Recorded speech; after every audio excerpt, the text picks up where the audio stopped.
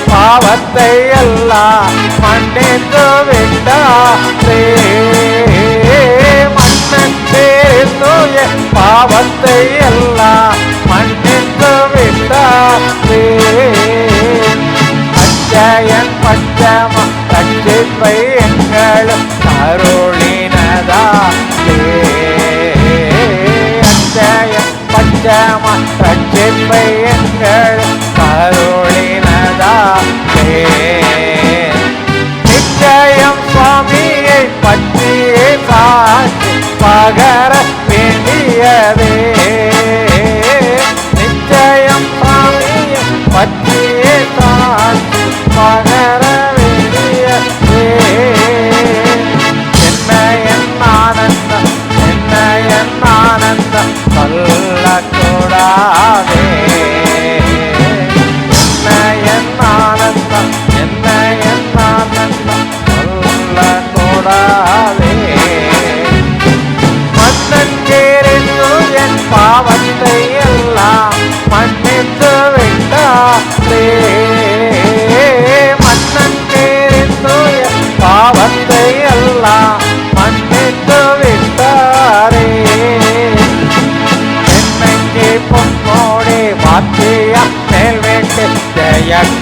கொடியுடனே பெண்ணங்கே பொன்னோடி பாத்தியா மேல் வீட்டு ஜெய கொடியுடனே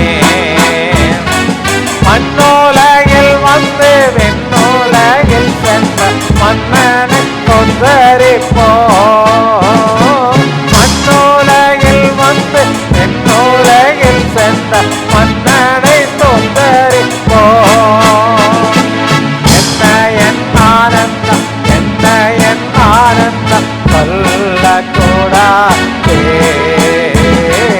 என்ன என் ஆனந்தம் என்ன என் ஆனந்தம் சொல்லக்கூடாதே மன்னங்கேறித்து என் பாவத்தை எல்லாம் மன்னித்து விட்டாரே மன்னங்கேறித்து என் பாவத்தை எல்லாம் மன்னித்து விட்டாரே மன்னங்கேறித்து என் பாவத்தை எல்லாம் மன்னித்து விட்டாரே. அல்லேலூயா அல்லேலூயா. அவர் மேலிருந்து உன்னத பாடல்கள் 955 பாடலை பாடுவோம். வேதத்தில் பரிசுத்தவான்கள் சொல்லும்போது என்னை ஆட்கொண்ட தெய்வம் அப்படிங்கிற ஒரு வார்த்தையை போட்டு சொல்லுவாங்க. என்னை ஆட்கொண்ட தெய்வம். ஆண்டோடைய பிள்ளைகளாக இருந்தால் தேவன் நம்மை ஆட்கொள்ள வேண்டும். தேவன் நம்மை என்ன செய்யணும்? நீயும் நானும் ஆண்டவரால் ஆட்கொண்ட பிள்ளைகள், ஆண்டவரால் ஆளுகை செய்யப்பட்ட பிள்ளைகள் இல்லை, அப்படி தானே? ஆமாம். ரோமர் 5:5 சொல்லும்போது ஆண்டவர் ஒரு நல்ல வார்த்தை சொல்கிறார். நான் அடிக்கடி அதை பாராமல் படித்து நான் மனசில் இது பண்ணி வச்சுருக்கேன்.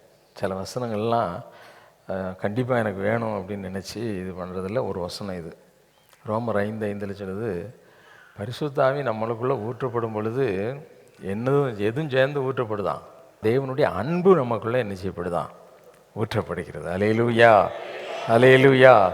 ஆமாம், அதுதான் பரிசுத்த ஆவியானுடைய உண்மையான ஒரு நிறைவு, உண்மையான ஒரு நிறைவு.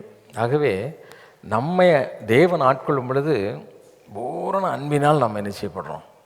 நிரப்பப்படுகிறோம். பூரண அன்பினால் நிரப்பப்படுகிறோம். தேவனிடத்தில் காணப்பட்ட மனதுருக்கம் நம்மக்கிட்டே என்ன செய்யும்? காணப்படும். மற்றவர்களை பார்க்கும் பொழுது இரக்க சுபாவம் என்ன செய்யும்? தானாகவே வரும். ஆகவே நம்மை ஆட்கொண்ட இயேசு யாருன்னு எனக்கு நல்லாவே தெரியும்.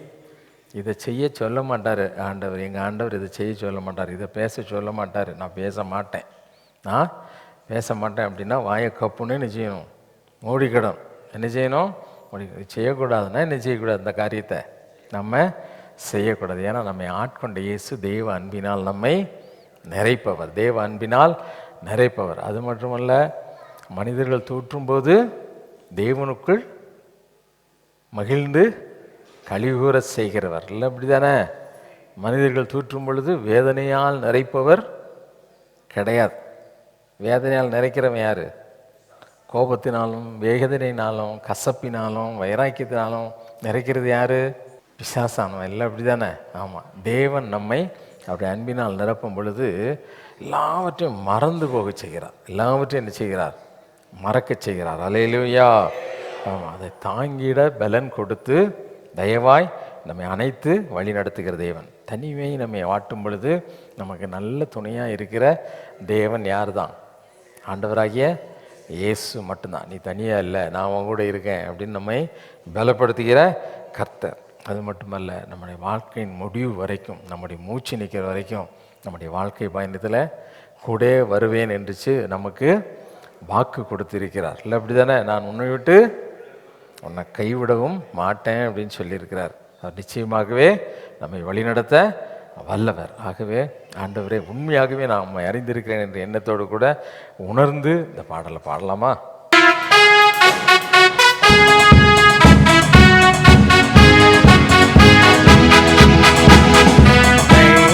கொண்ட இயேசு உம்மை யார் என்று நான் அறிவேன். கொண்ட இயேசு உம்மை யார் என்று நான் அறிவேன். உண்மை உள்ளவரே, என்னும் நன்மைகள் செய்பவரே, என்னும் நன்மைகள் செய்பவரே,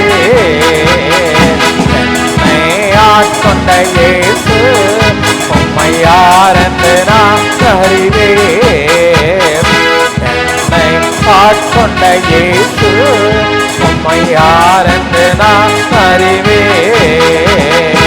மனிதர் தோற்றும் போது உம்மில் மகிழ செய்பவரே, மனிதர் தோற்றும் போது உம்மில் மகிழ செய்பவரே, அதை தாங்கிட பலன் கொடுத்து தயவாய் அணைப்பவரே, அதை தாங்கிட பலன் கொடுத்து தயவாய் அணைப்பவரே, என்னை ஆட்கொண்ட இயேசு உம்மை யார் என்று நான் அறிவேன். எல்லாம் சொல்லுவான் உணர்ந்து, என்னை ஆட்கொண்ட இயேசு உம்மை யார் என்று நான் அறிவேன். உண்மை உள்ளவரே, என்றும் நன்மைகள் செய்பவரே, என்றும் நன்மைகள் செய்பவரே, என்னை ஆட்கொண்ட இயேசு உம்மை யார் என்று நான் அறிவேன். என்னை ஆட்கொண்ட இயேசு உம்மை யார் என்று நான் அறிவேன். தனிமை பாட்டும் போது நல் துணையா இருப்பவரே, தனிமை பாட்டும் போது நல் துணையா இருப்பவரே, பொம்மாவியினால் தேற்றி அபிஷேகம் செய்பவரே, பொம்மாவியினால் தேற்றி அபிஷேகம் செய்பவரே, என்னை ஆட்கொண்ட இயேசு உம்மை யார் என்று நான் அறிவேன். என்னை ஆட்கொண்ட இயேசு உம்மை யார் என்று நான் அறிவேன். வாழ்க்கை பயணத்திலே நிகழ்த்தூனாய் வருபவரே, வாழ்க்கை பயணத்திலே நிகழ்த்தூனாய் வருபவரே, வார்த்தையின் திருவுணவா வல்லமாய் காப்பவரே, வார்த்தையின் திருவுணவா வல்லமாய் காப்பவரே, என்னை ஆட்கொண்ட எங்களை ஆட்கொண்ட இயேசு யார் என்று எங்களுக்கு நல்லா தெரியுமா. எங்களை வழி நடத்துகிற தேவன் இன்னார் என்று நாங்கள் அறிந்திருக்கிறோம். ஆகவே நாங்கள் கலங்க வேண்டிய அவசியம் இல்லை. எங்க வாழ்க்கையில நாங்க எதை குறித்தும் பயப்பட வேண்டிய அவசியம் இல்லை ஆண்டவரே. ஏன்னா தேவரீர் எங்களோடு கூட வாரீங்க. நாங்க உண்மை அறிந்து இருக்கிறோம்.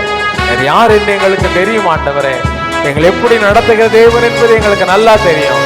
அதனால ஒரு நிமிஷம் கூட எந்த ஒரு சத்துருடைய சோதனைகளை குறித்தும் எங்களுக்கு விரோதமாய் அவன் போடக்கூடிய எவ்விதமான தீங்கை குறித்தும் நாங்க பயப்பட போகிறதில்லைன்னு சொல்லுவோமா? ஆமென். என்னை ஆட்கொண்ட இயேசு உம்மை யார் என்று நான் அறிவேன். என்னை ஆட்கொண்ட இயேசு. எல்லாம் உற்சாகமா சொல்லுவோமா? கரங்களை தட்டியப்பா பார்த்து. ஆமென். ஹல்லேலூயா. என்னை ஆட்கொண்ட இயேசு உம்மை யார் என்று நான் அறிவேன். என்னை ஆட்கொண்ட இயேசு உம்மை யார் என்று விசுவாச அறிக்கையாக எல்லாரும் சொல்லுவோமா? ஆமென். ஆமென். உம்மை நாங்க அறிந்திருக்கிறோம் ஆண்டவரேன்னு சொல்லுவோமா? என்னை ஆட்கொண்ட இயேசு உம்மை யார் என்று நான் அறிவேன். என்னை ஆட்கொண்ட இயேசு உம்மை யார் என்று நான் அறிவேன். உண்மை உள்ளவரே, என்றும் நன்மைகள் செய்பவரே, என்றும் நன்மைகள் செய்பவரே, என்னை ஆட்கொண்ட இயேசு உம்மை யார் என்று நான் அறிவேன். என்னை ஆட்கொண்ட இயேசு உம்மை யார் என்று நான் அறிவேன். வாழ்க்கை பயணத்திலே மிகத்தோனாய் வருபவரே, வாழ்க்கை பயணத்திலே மிகத்தோனாய் வார்த்தையின் திருவுணவா பள்ளமாய் காப்பவரே, வார்த்தையின் திருவுணவா பள்ளமாய் காப்பவரே, என்னை ஆட்கொண்ட இயேசு உம்மை யாரென்று நான் அறிவேன். என்னை ஆட்கொண்ட இயேசு உம்மை யாரென்று நான் அறிவேன். தனிமை காட்டும் போது நல் துணையா இருப்பவரே, தனிமை காட்டும் போது நல் துணையா இருப்பவரே, உம்மாவியினா பேசி அபிஷேகம் செய்பவரே, உம்மாவியினா பேசி அபிஷேகம் செய்பவரே, உம்மாவியினா பேசி அபிஷேகம் செய்பவரே, என்னை ஆவியினா பேசி அபிஷேகம் செய்பவரே, என்னையா கொண்ட இயேசு உம்மையா என்று நான் அறிவேன். என்னையா கொண்ட இயேசு உம்மையா என்று நான் அறிவேன். என்னையா கொண்ட இயேசு உம்மையா என்று நான் அறிவேன். ஹல்லேலூயா. எல்லாம் கண்களை மூடி, நீங்க என்னை ஆட்கொண்டிருக்கிறீங்க, உம்முடைய ஆவியினால என்னை நிரப்பி இருக்கிறீங்கப்பா. ஆவியானவரே, என்னை ஆட்கொண்ட தெய்வம் நீங்க. ஹல்லேலூயா, ஹல்லேலூயா, ஹல்லேலூயா. அன்றைக்கு சீஷர்களுக்கு தெரியும் எங்களை ஆட்கொண்ட தேவன் இயேசு என்று அவங்க அறிக்கை செய்தாங்க. ஹல்லேலூயா. இன்னைக்கு நாம் ஆண்டவரை பார்த்து சொல்லுவோம், ஆண்டவரே நீங்க தான் என்ன ஆட்கொண்டிருக்கிறீங்க, என்னை ஆளுகை செய்கிற தேவன் நீங்க ஆண்டவரே, உண்மை நான் அறிந்திருக்கிறேன்னு சொல்லுவோம். உங்களை நான் அறிஞ்சிருக்கிறேன்ப்பா, உண்மை நான் அறிந்திருக்கிறேன். போன வார செய்தியில கூட கேட்டீங்க, அறிதல் என்று சொன்னா ஒவ்வொரு இஞ்சி பை இஞ்சா அவருடைய நடக்கைகள், அவருடைய தன்மை எல்லாம் நமக்கு தெரியும். அவர் எப்படிப்பட்டவர், எப்படி நம்மை நடத்துகிறார், அவருடைய அன்பு எவ்வளவு பெரியது, அவருடைய கிருபை எப்படிப்பட்டது, அவருடைய தயவு எப்படிப்பட்டது, அவருடைய இரக்கம் எப்படிப்பட்டது, அவருடைய சிந்தை எப்படிப்பட்டது, அவருடைய பார்வை எப்படிப்பட்டது, அவருடைய பிரசனம் எவ்வளவு வல்லமை உள்ளது என்பது நமக்கு நல்லாவே தெரியும். ஹல்லேலூயா. ஏன்னா நாம் அவரை அறிந்திருக்கிறோம், நாம் அவரை அறிந்திருக்கிறோம். ஹல்லேலூயா, ஹல்லேலூயா. ஏசப்பா நீங்க யாருன்னு எங்களுக்கு நல்லா தெரியும்பா. உம்முடைய தன்மை என்ன என்று சொல்லி எங்களுக்கு நல்லா தெரியும். உம்முடைய வல்லமை என்ன என்று சொல்லி எங்களுக்கு நல்லா தெரியும். வானத்தையும் பூமியும் உண்டாக்கின அல்பாவும் ஓமேகவுமான தேவன், ஆதியும் அந்தமும் இல்லாத கர்த்தர். ஹல்லேலூயா, ஹல்லேலூயா. யெகோவா ஷாலோமாக, யெகோவா ரப்பாவாக, யெகோவா ஈரேயாக எங்க மத்தியில் உலாவிக் கொண்டிருக்கிற தேவனாகிய கர்த்தர் நீங்க ஆண்டவரே. ஹல்லேலூயா, ஹல்லேலூயா, ஹல்லேலூயா. உம்மை நாங்க போற்றுகிறோம், உம்மை நாங்க வாழ்த்துகிறோம். நீர் எங்களை பலப்படுத்துவதற்காய் எங்களுடைய எல்லாவித கவலைகளையும், எங்களுடைய எல்லாவித கஷ்டங்களையும், எங்களுடைய எல்லாவித மனபாரங்களையும் எங்களை விட்டு நீக்குவதற்காய் உமக்கு நன்றி சொல்லுகிறோம் ஆண்டவரே. ஹல்லேலூயா, ஹல்லேலூயா, ஹல்லேலூயா. எங்களுடைய பலவீனங்களிலே உம்முடைய பலவீனங்களை பரிபூர்ணமாய் தாங்குவதற்காய் உமக்கு நன்றி ஆண்டவரே. உமக்கு நன்றி சொல்லுகிறோம், உமக்கு நன்றி சொல்லுகிறோம், உமக்கு நன்றி சொல்லுகிறோம். நேரே கர்த்தர், நேரே மாறாத தேவன், வானத்திலும் பூமியிலும் சகல வல்லமையுள்ள தேவன் நீங்க மட்டும்தான் ஆண்டவரே. பரலோகத்திலே தேவர்களுடைய சேனை அல்லேலூயா என்று புகழ்ந்து போற்றுகிற சர்வ வல்லமையுள்ள கர்த்தர் நீங்க தான் ஆண்டவரே. ஓ ஹாதல ஷமதுரஹா ரீபதா ஹலஸதர Chandra நியகபா ஹருஹதல ஷகதுலஹாதர மாசகதலமா. Mighty God, we praise you, Lord. உம்மை போற்றி புகழ்வது எங்களுக்கு கிடைத்த எவ்வளவு பெரிய பாக்கியம் ஆண்டவரே. மன்னான எங்களுக்கு பாராட்டின இவ்வளவு மேன்மைக்காய், இவ்வளவு ஆண்டவரே நீர் எங்களுக்கு பாராட்ட தயவுகளுக்காய், இரக்கங்களுக்காய், கிருபைகளுக்காய் உம்முடைய பாதத்தில் விழுந்து மக்கள் நன்றி செலுத்துகிறோம். உம்மை துதித்து போற்றுகிறோம். உம்மை நாங்கள் ஆர்ப்பரித்து மகிழ்கிறோம் ஆண்டவரே. ஹல்லேலூயா, ஹல்லேலூயா, ஹல்லேலூயா. மகிமை நிறைந்த கர்த்தரை நாங்க போற்றி வாழ்த்துகிறோம் ஆண்டவரே. போற்றி வாழ்த்துகிறோம். உம்மை நாங்கள் மகிமைப்படுத்துகிறோம். We exalt you, Lord. We exalt you, King of Kings. ராஜாதி ராஜாவே உம்மை நாங்கள் போற்றுகிறோம். மகிமை பொருந்தியவரே, மாட்சிமை நிறைந்த எங்கள் தேவனே, மகிமைக்குரியவரே. ஹல்லேலூயா, ஹல்லேலூயா. கோடாகோடி தூதர்கள் சூழ துதிகளை ஏற்றுக்கொள்ளுகிற எங்கள் பரமராஜாவே, பரலோகத்தின் தேவரே, உம்மை நாங்கள் போற்றி புகழுகிறோம். உமக்கு நாங்கள் மகிமை செலுத்துகிறோம். தரசக்கரமா நீகதா கரஹ சுதலமா ஹரக திலீபகர சுகதர சிந்தரமா. ஹல்லேலூயா, ஹல்லேலூயா. துதிரோடு இணைந்து கேருபீன்கள் சேராபீன்களோடு இணைந்து பரலோகத்தின் தேவனாகிய உம்மை நாங்கள் போற்றுகிறோம். உம்மை நாங்கள் வாழ்த்துகிறோம். உம்மை நாங்கள் மகிமைப்படுத்துகிறோம். ஓஹதாரஷ்டி பகாரா கபா கதுரஹா தலஷதரானி மகரபா உதரா கதர கஸ தரபா கூதலபா மைக்ரிஹமா கதுலு ஷதரசிகபா.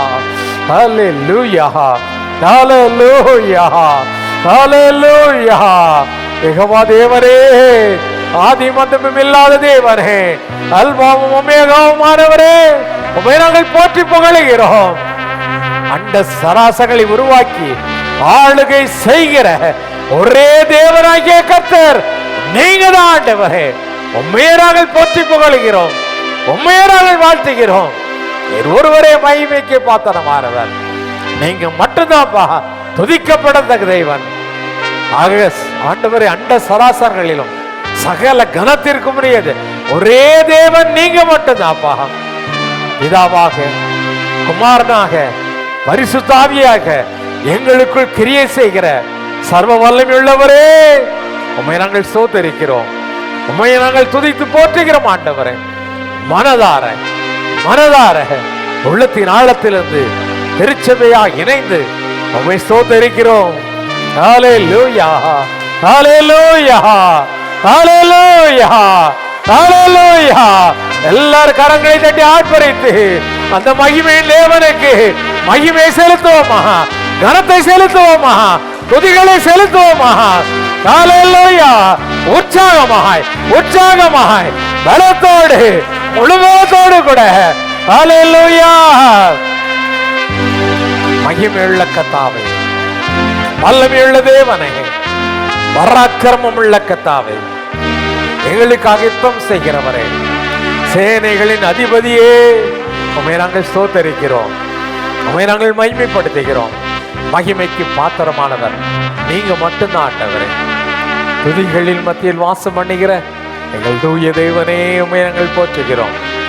பரிசுத்தத்திற்கு பங்குள்ளவர்களாய் எங்களை மாற்றும்படியாய் உம்மை போல மாற எங்களை அழைத்த தேவனே, மண்ணான எங்களை தெரிந்து கொண்ட பரம தேவனே, உம்மை ஸ்தோத்திரிக்கிறோம். பரலோக ராஜாவே, உம்மை துதிக்கிறோம்.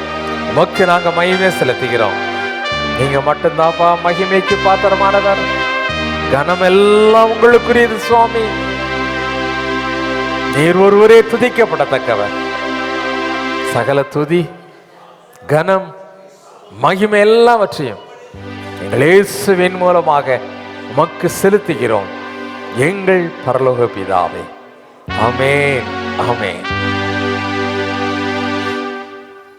நின்றவனமாக சங்கீதம் 59 சங்கீதம் 1 முதல் 17 வசனம் முடிய மாறி மாறி வாசிப்போம். என் தேவனே, என் சத்துருக்களுக்கு என்னை தப்புவியும், என் மேல் எழும்புகிறவர்களுக்கு என்னை விலக்கி உயர்ந்த அடைக்கலத்திலே வையும். அக்கிரமக்காரருக்கு என்னை தப்புவித்து இரத்த பிரியரான மனுஷருக்கு என்னை விலக்கி ரட்சியும். இதோ என் பிராணனுக்கு பதவியிருக்கிறார்கள். கர்த்தாவே, என்னிடத்தில் மீறுதலும் பாவமும் இல்லாதிருந்தும் பலவான்கள் எனக்கு விரோதமாய் கூட்டம் கூடுகிறார்கள். என்னிடத்தில் அக்கிரமம் இல்லாதிருந்தும் ஓடி திரிந்து யுத்தத்துக்கு ஆயத்தமாகிறார்கள். எனக்கு துணை செய்ய விழித்து என்னை நோக்கி பாரும். சேனைகளின் தேவனாகிய கர்த்தாவே, இஸ்ரவேலின் தேவனே, நீ சகல ஜாதிகளையும் விசாரிக்க விழித்தெழும்பும். வஞ்சகமாய் துரோகம் செய்கிற ஒருவருக்கும் தயை செய்யாதேயும். அவர்கள் சாயங்காலத்தில் திரும்பி வந்து நாய்களைப் போல ஊளையிட்டு ஊரை சுற்றி திரிகிறார்கள். இதோ தங்கள் வார்த்தைகளை கக்குகிறார்கள். அவர் உதடுகளில் பட்டயங்கள் இருக்கிறது. கேட்கிறவன் யார் என்கிறார்கள். ஆனாலும் கர்த்தாவே, நீர் அவர்களை பார்த்து நகைப்பீர், புறஜாதிகள் யாவரையும் இகழுவீர். அவர் வல்லமையை நான் கண்டு, அவன் வல்லமையை நான் கண்டு உமக்கு காத்திருப்பேன். தேவனே, எனக்கு உயர்ந்த அடைக்கலம். என் தேவன் தம்முடைய கிருபையினால் என்னை சந்திப்பார். தேவன் என் சத்துருக்களுக்கு வரும் நீதி சரிக்கட்டுதலை நான் காணும்படி செய்வார். அவர்களை கொன்று போடாதேயும், என் ஜனங்கள் மறந்து போவார்களே. எங்கள் கேடகமாகிய ஆண்டவரே, உமது வல்லமையினால் அவர்களை சிதறடித்து அவர்களை தாழ்த்தி போடும். அவர்கள் உதடுகளின் பேச்சு அவர்கள் வாயின் பாவமாய் இருக்கிறது. அவர்கள் இட்ட சாபமும் சொல்லிய பொய்யும் ஆகிய இவைகளின் நிமித்தம் தங்கள் பெருமையில் அகப்படுவார்களாக.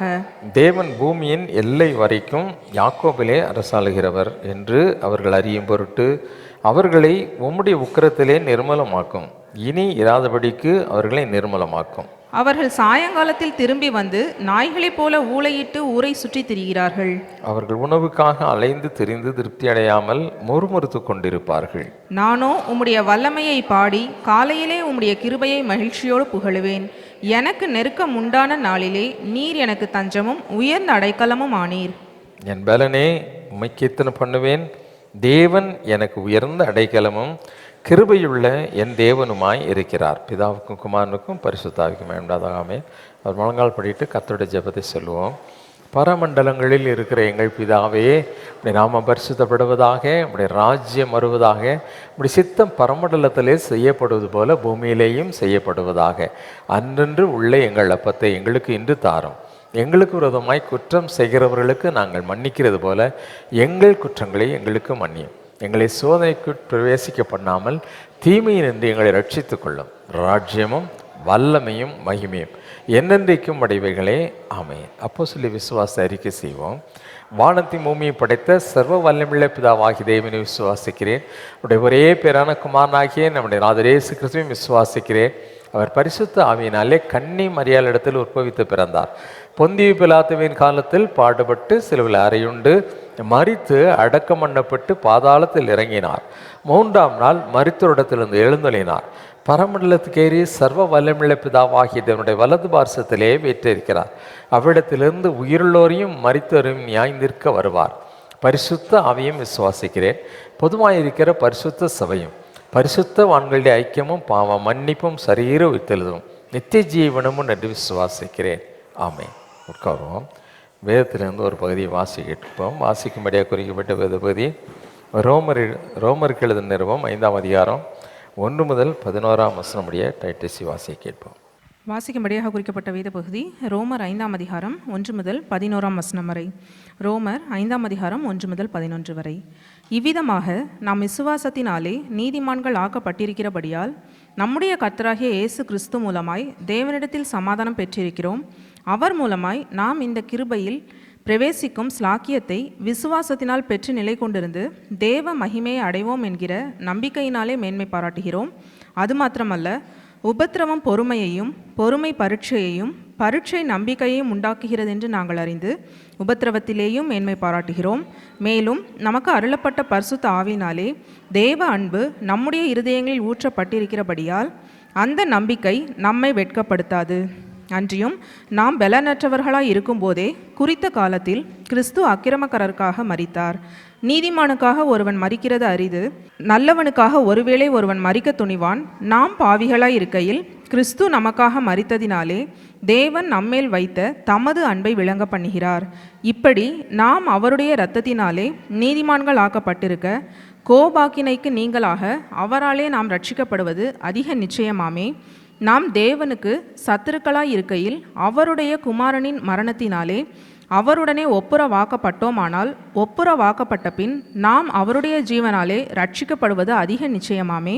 அதுவும் அல்லாமல் இப்பொழுது ஒப்புரவாகுதலை நமக்கு கிடைக்க பண்ணின நம்முடைய கர்த்தராகிய இயேசு கிறிஸ்து மூலமாய் நாம் தேவனை பற்றி மேன்மை பாராட்டுகிறோம். வாசிக்கும்படியாக குறிக்கப்பட்ட வேத பகுதி வாசித்தாயிற்று.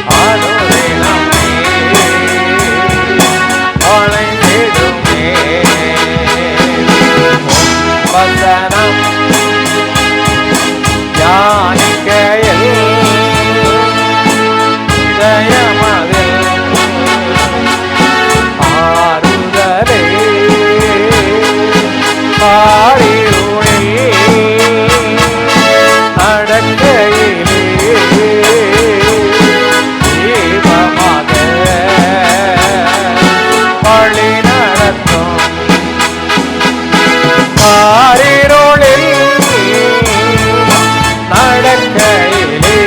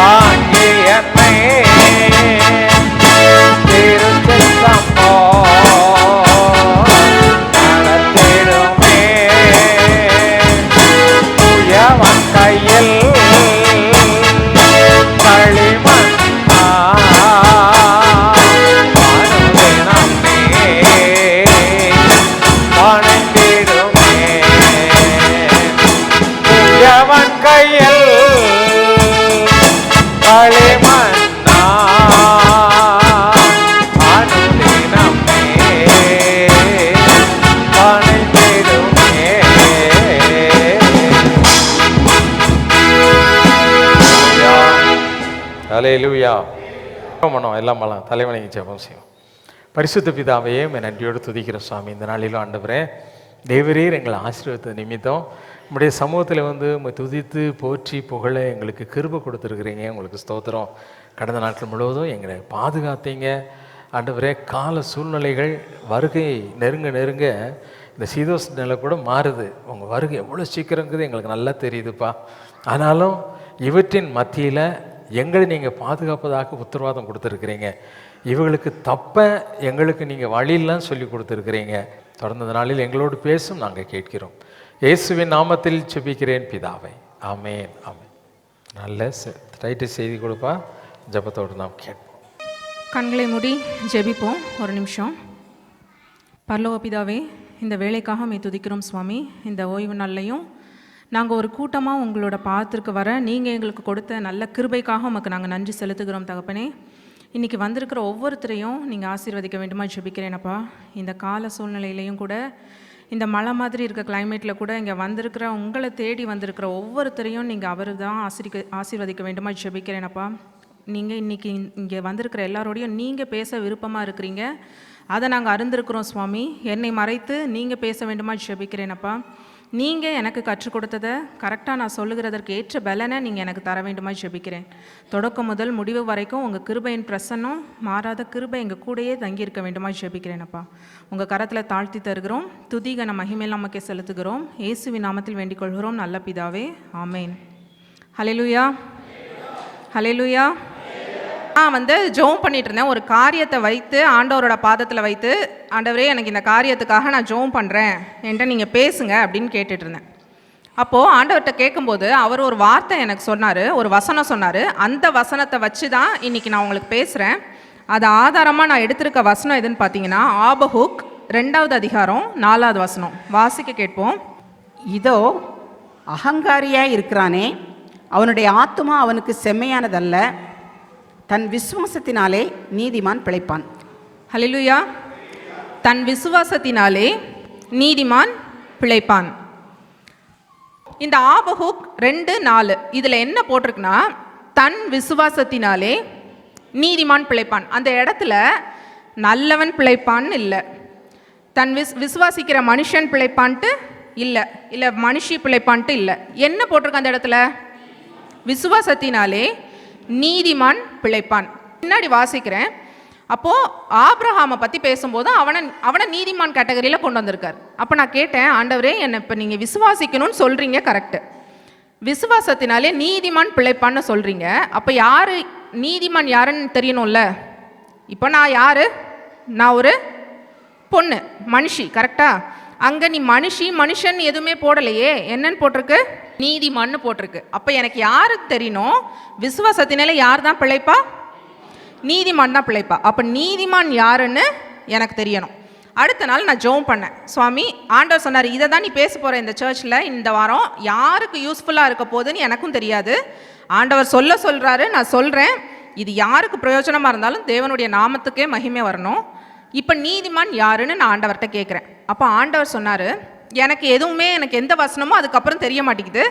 நிறைய பைபிளில் வசனங்கள் இருந்தாலும் கரெக்டாக இதை எடுத்து வாசின்னு நான் போய் உட்காந்து ஜெபம் பண்ணுறேன். ஆண்டவர் சொல்கிறாரு, நீ எடுத்து வாசி, இதில் போட்டிருக்கேன் பாரு நான் யார் நீதிமான்ன்ட்டு அப்படின்னு ஒரு காரியத்தை எனக்கு வெளிப்படுத்தினாரு. அதை தான் நான் இன்றைக்கி உங்களோட சொல்ல போகிறேன்.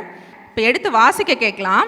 நீதிமான்கள் யாருங்கிற மேண்டேட்ரி, ரொம்ப கண்டிப்பாக இது இருந்தால் தான் நீதிமான் ஒருத்தர். ஃபஸ்ட்டு ஸ்டெப், சரியா? அந்த ஃபர்ஸ்ட் ஸ்டெப் என்னன்னு நம்ம எடுத்து வாசிக்கலாம். ரோமர் 5:9 இப்படி நாம் அவருடைய இரத்தத்தினாலே நீதிமான்கள் இப்படி நாம் அவருடைய இரத்தத்தினாலே, யாரோட இரத்தத்தினாலே? இயேசு கிறிஸ்துவனுடைய இரத்தத்தினாலே நீதிமான்கள் ஆக்கப்பட்டிருக்க, கோபாக்கினைக்கு நீங்களாக அவராலே நாம் ரட்சிக்கப்படுவது அதிக நிச்சயமாமே. இப்போ நம்மலாம் ஃபர்ஸ்ட் ஸ்டெப் நீதிமான் டிக் வாங்கிடலாமா? ஏன்னா நம்ம இங்கே இருக்கிற எல்லாருமே எதை விசுவாசிக்கிறோம்? இயேசு கிறிஸ்து என்னை உண்டாக்குனது யார் தான்? இயேசு கிறிஸ்து. எனக்காக நாம் பாவியாக இருக்கும்போது கிறிஸ்து, இன்னைக்கு நம்ம வாசிக்கும்போது அந்த வசனத்தை கவனிச்சிங்களா? நம்ம பாவியாக இருக்கும்போது கிறிஸ்து நமக்காக என்ன பண்ணாரு? மரித்தார். அது இங்கே இருக்கிற எல்லாரும் நம்புறீங்களா? யாருக்காவது அதில் டவுட் இருக்கா? நம்ம பாவி தான், நமக்காக என்ன பண்ணினார்? கிறிஸ்து மரித்தார். மரித்தது அவரோட ரத்தத்தை ஃபுல்லாக சிந்தி நம்மளோட பாவத்தை எல்லாத்தையும் கழுவியிருக்காரு. கரெக்டாக? நம்ம பாவிகளாக இருக்கும்போது நம்மளோட பாவத்தை கழுவி கிறிஸ்து நம்மக்கிட்ட அவர்கிட்ட நம்மளை இழுத்து கொண்டார். இப்போ நம்ம இங்கே இருக்கிற எல்லாரும் இதை விசுவாசிக்கிற, அதை தான் அங்கே போட்டிருக்கு, கிறிஸ்துவின் ரத்தத்தினாலே நீதிமான்கள் ஆக்கப்பட்டிருக்க. நம்ம எல்லாரும் இங்கே இருக்கிற எல்லாரும் யாரெல்லாம் ஆண்டவர் என்னோட பாவத்துக்காக மரித்தாரு, எனக்காக அவர் திரும்பவும் என்ன பண்ணிட்டாரு, உயிரோட எழும்பிட்டாரு அப்படின்னு இங்கே இருக்கிற யாரெல்லாம் விசுவாசிக்கிறோமோ அவங்க எல்லாரும் என்ன ஆக்கப்பட்டிருக்கிறோம்? நீதிமான்கள் ஆக்கப்பட்டிருக்கிறோம். அப்போ ரட்சிக்கப்பட்ட நம்முடைய பாவத்திலிருந்து மனம் திரும்பி ஆண்டவருக்கு நேராக திரும்பி இருக்கிற இங்கே இருக்கிற ஒவ்வொருத்தரும் யாரு? நீதிமான்கள். இப்போ நம்ம நீதிமானா? இப்போ தைரியமாக சொல்லாமா? இப்போ நம்ம எல்லாரும் நீதிமான். இதுதான் ஒரு நீதிமான் ஆக்கப்படுறதுக்கு முதல் படி என்னது? கிறிஸ்துவின் ரத்தத்தினால நம்முடைய பாவங்கள் கழுவப்பட்டிருக்கணும். அதை நம்ம விசுவாசித்து ரட்சிக்கப்பட்டிருந்தோன்னா நம்ம எல்லாரும் யாரு? நீதிமான். அப்போ நம்ம ஃபர்ஸ்ட் ஸ்டெப் டிக் வாங்கிடுறோம். இங்கே இருக்கிற எல்லாருமே டிக் வாங்கிடுறோம். இப்போ அடுத்தது பாருங்க, அடுத்தது ஒரு ஸ்டெப் இருக்கு, ரட்சிக்கப்பட்டவர்கள் நீதிமான்கள். அடுத்தது இந்த ஸ்டெப்பை மட்டும் கரெக்ட் வாங்கிட்டோன்னா முடிஞ்சதா கதைன்னு கேட்டால் அதுதான் இல்லை. இன்னொரு ஒரு மேண்டேட்ரி ஸ்டெப்புன்னு சொல்லுவாங்க, கட்டாயமாக இருக்க வேண்டிய ஒரு கிறிஸ்தவனுக்கு இருக்க வேண்டிய, ரட்சிக்கப்பட்ட கிறிஸ்தவனுக்கு இருக்க வேண்டிய ஒரு ஸ்டெப் இருக்கு. அது என்னன்னு பார்த்தீங்கன்னா அதுதான் ரெண்டாவது ஸ்டெப். அதுதான் இன்னைக்கு மெசேஜும் கூட. சரியா? அந்த ஸ்டெப்பை வாசிக்க கேட்போம். ரோமர் 5ஆம் அதிகாரம் 1வது வசனம். ரோமர் 5:1. இவ்விதமாக நாம் விசுவாசத்தினாலே நீதிமான்கள் ஆக்கப்பட்டிருக்கிறபடியால் நம்முடைய கர்த்தராகிய இயேசு கிறிஸ்து மூலமாய் தேவனிடத்தில் சமாதானம் பெற்றிருக்கிறோம். அல்லேலூயா. இப்போ இதில் என்ன போட்டிருக்கு? அந்த வசனத்தில் என்ன போட்டிருந்தது? ஃபர்ஸ்ட் ஸ்டெப் என்ன போட்டிருந்துச்சு? இயேசு கிறிஸ்துவினுடைய ரத்தத்தினால கழுவப்பட்டவன் என்னது? நீதிமான். இப்போ ரெண்டாவது கட்டாயம் இருக்க வேண்டிய ஸ்டெப், அந்த ஸ்டெப் நம்ம எல்லாம் டிக் வாங்கிட்டோம், மார்க் கிடச்சிருச்சு. அடுத்த பாடத்துக்கு போனோம்ல, அடுத்த ஸ்டாண்டர்டுக்கு. இப்போ அடுத்த ஸ்டாண்டர்ட் என்னது? விசுவாசத்தினாலே நீதிமான்கள் ஆக்கப்பட வேண்டும். இப்போ நம்ம யாரெல்லாம், கையை தூக்க வேண்டாம், இப்போ நம்ம யோசிக்கணும், நம்ம யாரெல்லாம் நீதிமான். இப்போ நம்ம நல்லா யோசிக்கணும், நம்ம யாரெல்லாம் நீதிமான்னா விசுவாசிக்கிறவங்க நீதிமான்கள் ஆக்கப்பட்டிருக்கிறாங்களாம். அந்த ஆபகுக்கில் எப்படி இருந்தது? விசுவாசத்தினாலே நீதிமான் பிழைப்பான். ஆபகுக்கில் விசுவாசத்தினாலே நீதிமான் பிழைப்பான்னு போட்டிருக்கு. இங்கே என்ன போட்டிருக்கு? விசுவாசத்தினாலே நீதிமான்கள் ஆக்கப்பட்டபடியால்னு போட்டிருக்கு. அப்போது ஈக்குவேஷன் எப்படி வந்து சேருதுன்னா, யாரெல்லாம் விசுவாசிக்கிறோமோ அவங்க தான் ஈக்குவல் டு நீதிமானே. விசுவாசத்தினாலே நீதிமான் பிழைப்பானுங்கிற வசனத்துக்கு அர்த்தம் என்னன்னு பார்த்தீங்கன்னா, யாரெல்லாம் விசுவாசிக்கிறானோ அவன் தான் யாரு? நீதிமான். ஒருத்தன் விசுவாசித்தா அவன் என்னவாயிடுறான்? நீதிமான் ஆக்கப்பட்டுறான். சரி, இப்போ விசுவாசிக்கணும். நம்ம என்னெல்லாம் விசுவாசிக்கிறோம்? ஏசப்பாவை விசுவாசிக்கிறோம், அவர் நம்ம பாவத்தை கழுவிட்டாருன்னு விசுவாசிக்கிறோம். இதெல்லாம் விசுவாசத்தினால தான் ஃபஸ்ட்டு ஸ்டெப்பை டிக்கும் வாங்கியிருக்கீங்க, நீங்கள் பாஸும் ஆயிருக்கீங்க. அதுக்கு அடுத்தது வாழ்க்கையில் இந்த விசுவாசத்திலேயே என்ன ஆயிடுறோம் பல பேர்னா, நம்ம இங்கேயே ஸ்டக் ஆகி நின்றுறோம். போதும், எனக்கு இந்த விசுவாசம் போதும், இந்த விசுவாசத்தை வச்சு நான் எங்கே போயிடுவேன்? பரலோகத்துக்கு போயிடுவேன். கண்டிப்பாக பண்ண முடியாது. நீங்கள் ஒரு 30 வருஷம் 40 வருஷம் கிறிஸ்தவங்களாக இருக்கிறீங்கன்னா, இப்படி நான் ஏசப்பாவை விசுவாசிக்கிறேன், நான் ஏசு கிறிஸ்துவை விசுவாசிக்கிறேன், இதை சொல்லிட்டு நீங்கள் ரட்சிக்கப்பட்டவங்களாக இருப்பீங்க, ஞானஸ்நானம் பெற்றிருப்பீங்க, பாவம் கழுவப்பட்டிருக்கும், இது எல்லாமே இருக்கும். ஆனால் வாழ்க்கை அந்த 40 வருஷத்தில் எவ்வளோ நடந்திருக்கும் வாழ்க்கையில். ஆனால் அந்த வாழ்க்கையில் நீங்கள் நடந்த காரியங்கள் எல்லாமே உங்களோட விசுவாச பரீட்சையிலையோ விசுவாசத்துலேயோ நீங்கள் ஆட்டம் கண்டிருந்தீங்கனாலோ விசுவாசத்துலேருந்து விலகி போயிருந்தீங்கனாலோ நம்ம ஃபஸ்ட்டு ஸ்டெப்லேயே என்ன ஆக ஆரம்பிச்சிருவோம்? போக போக ஃபெயிலாக ஆரம்பிச்சிருவோம். புரியுதா உங்களுக்கு? அப்போது நம்ம 30 வருஷம் 40 வருஷம் கிறிஸ்தவங்களாக இருக்கிறதுனாலையோ பாவம் கழுவப்பட்டுருச்சுங்கிறத மட்டும் விசுவாசிக்கிறதுனாலையோ நம்ம நீதிமான்கள் ஆக்கப்படுறதில்ல. இவங்க சொல்கிற இங்கே ரெண்டாவது குறிப்பிடப்பட்டிருக்கலையா விசுவாசம், இது ஏசு ரத்தம் சிந்தினாருங்கிற விசுவாசம் மட்டும் கிடையாது. வாழ்க்கையில் என்ன காரியம் செய்தாலும், நம்ம என்ன காரியம் செய்தாலும், இன்னைக்கு காலையில் நான் எந்திரிச்சேன்னா அன்னைக்கு காலையில் எந்திக்கிறதுலேருந்து சாயங்காலம் தூங்குற வரைக்கும் என்னோட வாழ்க்கை விசுவாசத்திலேயே போயிட்டு இருந்தா, ஒரு வசனம் இருக்குது தெரியுமா? எனக்கு ரொம்ப பிடிச்ச ஒரு வசனம், நாம் தரிசித்து நடவாமல் விசுவாசித்து நடக்கிறோம். இப்படி ஒரு வசனம் இருக்குது தெரியுமா? Walk by faith and not by sight. எனக்கு ரொம்ப ரொம்ப பிடிச்ச வசனம். என்னோட எல்லா டெஸ்க்டாப்பில் என்னோட எல்லாத்துலேயும் அதுதான் இருக்கும். விசுவாசம் எனக்கு ரொம்ப பிடிக்கும். தரிசித்து நடவாமல் விசுவாசித்து நடக்கிற கிறிஸ்தவர்களாக இருந்தால் மாத்திரம்தான். அப்படி நம்ம இங்கே எவ்வளோ பேர் நடக்கிறோம் நம்ம யோசித்து பார்க்கணும். எனக்கு என் வாழ்க்கையை பற்றி 1000 பிளான்ஸ் இருக்கும். என் வாழ்க்கையை பற்றி எனக்கு 1000 எண்ணம் இருக்கும், 1000 விருப்பம் இருக்கும், 1000 ஆசை இருக்கும். ஏன் ஆசை வாழ்க்கையில் நடக்குதா, இல்லாட்டி நான் குருடாக இருந்து ஏசப்பாவோட கையை பிடிச்சிட்டு அவர் எந்த பாதையில் நடத்தினாலும் நான் நடக்கிறேனா? இப்படி எவ்வளோ பேர் சொல்ல முடியுமோ அவங்க தான் அடுத்த ஸ்டெப்பில் பாஸ் ஆக முடியும். கண்ணை மூடிட்டு நம்ம எப்படி நடக்கணும்? கண்ணை மூடிட்டு ஏசப்பா எந்த வழியில் என்னை கொண்டு போகிறாரோ நான் கண்ணை மூடிட்டு போயிடுவேன். அதுதான் தரிசித்து நடவாமல் விசுவாசித்து நடக்கிறவங்க. அவங்களுக்கு ஒன்றுமே தெரியாது. அவங்க கண்ணு எப்படி இருக்கும்? அடுத்து என்ன நடக்குது, அடுத்து குழி இருக்கா, இல்லாட்டி பெருசாக ஏதாவது முள் இருக்கா, எதுவுமே அவங்களுக்கு தெரியாது. யாரை நம்புகிறாங்க, அங்கே யாரை விசுவாசிக்கிறாங்க? ஏசு கிறிஸ்து என்னை நடத்தி கொண்டு போனால் அவர் கொண்டு போகிற பாதை முள்ளாக இருந்தாலும் என்ன பண்ணிடுவார்? அவர் கொண்டு போயிடுவாருன்னு எனக்கு நம்ப முடியுதா? ஒரு காரியத்தை விசுவாசிக்க முடியுதா? அப்படி விசுவாசித்தா நம்ம என்ன பண்ணுறோம்? அடுத்த ஸ்டெப்பு பாஸ் ஆகிறோம். சரியா? இப்போ நம்ம தெரிஞ்சுக்கணும் இந்த வசனத்தை. விசுவாசத்தினாலே நீதிமான் பிழைப்பானுங்கிறது யார் நீதிமானுங்கிற கேள்வியே கிடையாது. நீ 100% காடை உன்னோட வாழ்க்கையில் ஒவ்வொரு அடியிலையும், நீ எடுத்து வைக்கிற ஒவ்வொரு அடியிலையும், ஒவ்வொரு காரியங்கள்லையும் உன்னோட தேவனாகிய கர்த்தரை விசுவாசிக்க முடியுமானால் அப்போ தான் நம்ம என்னவாக்கப்பட்டுறோம்? நீதிமான்கள் ஆக்கப்பட்டுறோம். ஒரு மனுஷன் நீதிமான் ஆக்கப்படலைன்னா எங்கே போக முடியாது? பரலோகத்துக்குள்ளே போக முடியாது. நீதிமான்கள் அப்படிங்கிறதுக்கு இங்கிலீஷில் ஒரு வேர்ட் போட்டிருக்கோம், ரைச்சஸ். அப்படி இருக்கிற மனுஷங்க நீதிமான்களாக ஆக்கப்படுறோம். அப்போது நான் இப்போ உங்கள் யாரையும் கேள்வி கேட்கல. ஃபஸ்ட்டு ஸ்டெப்புக்கு நான் கேள்வி கேட்டேன். ஏன்னா அதுலேயே பாஸ் ஆகலைன்னா நம்ம இத்தனை வருஷம் கோயிலுக்கு வர்றதில் மீனிங்கே கிடையாது.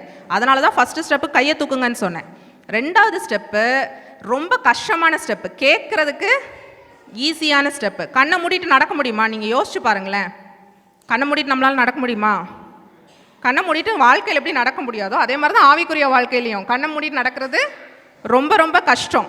ஆனால் அதை நம்ம செய்யும்போது ஆண்டவர் எப்படி நடத்துவாருன்னு பார்த்தீங்கன்னா, நம்மளை பற்றி ஒரு பிளான் வச்சுருப்போம்ல, இதெல்லாம் நான் செய்யணும் அப்படின்னு நம்மளை பற்றி ஒரு பிளான் வச்சுருப்போம்ல. ஆனால் அந்த பிளானை விட யார் பெட்டரான பிளான் பண்ணுவா?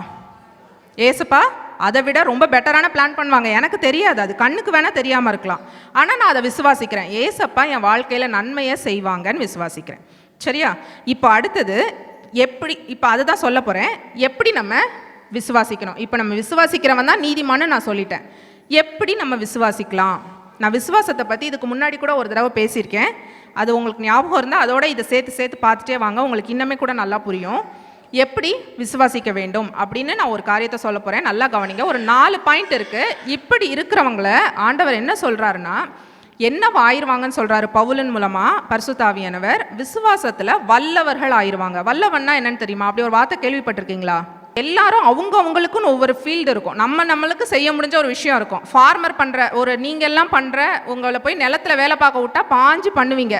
இதை போய் ஒரு அம்பானியை கொண்டு போய் பண்ண வச்சா பண்ணுவாரா? அவருக்கு பண்ண தெரியுமா? இல்லை என்னையே பண்ண வச்சா கூட பண்ண தெரியுமா? தெரியாது. ஒவ்வொருத்தங்களுக்கும் ஒவ்வொரு இதில் வல்லவர்களாக இருப்பாங்க. அந்த மாதிரி விசுவாசத்தில் எப்படி ஆகணுமா? வல்லவர்களாக மாறணும். அப்படி மாறணும்னா அதுக்கு ஒரு 4 ஸ்டெப் ஆண்டவர் சொல்கிறாரு. அந்த 4 ஸ்டெப் என்னன்னு பார்க்கலாம். ரோமர் 4ஆம் அதிகாரம் 20வது வசனம் 21வது வசனம் வாசிக்க கேட்போம். ரோமர் 4:20-21. தேவனுடைய வாக்கு தத்தத்தை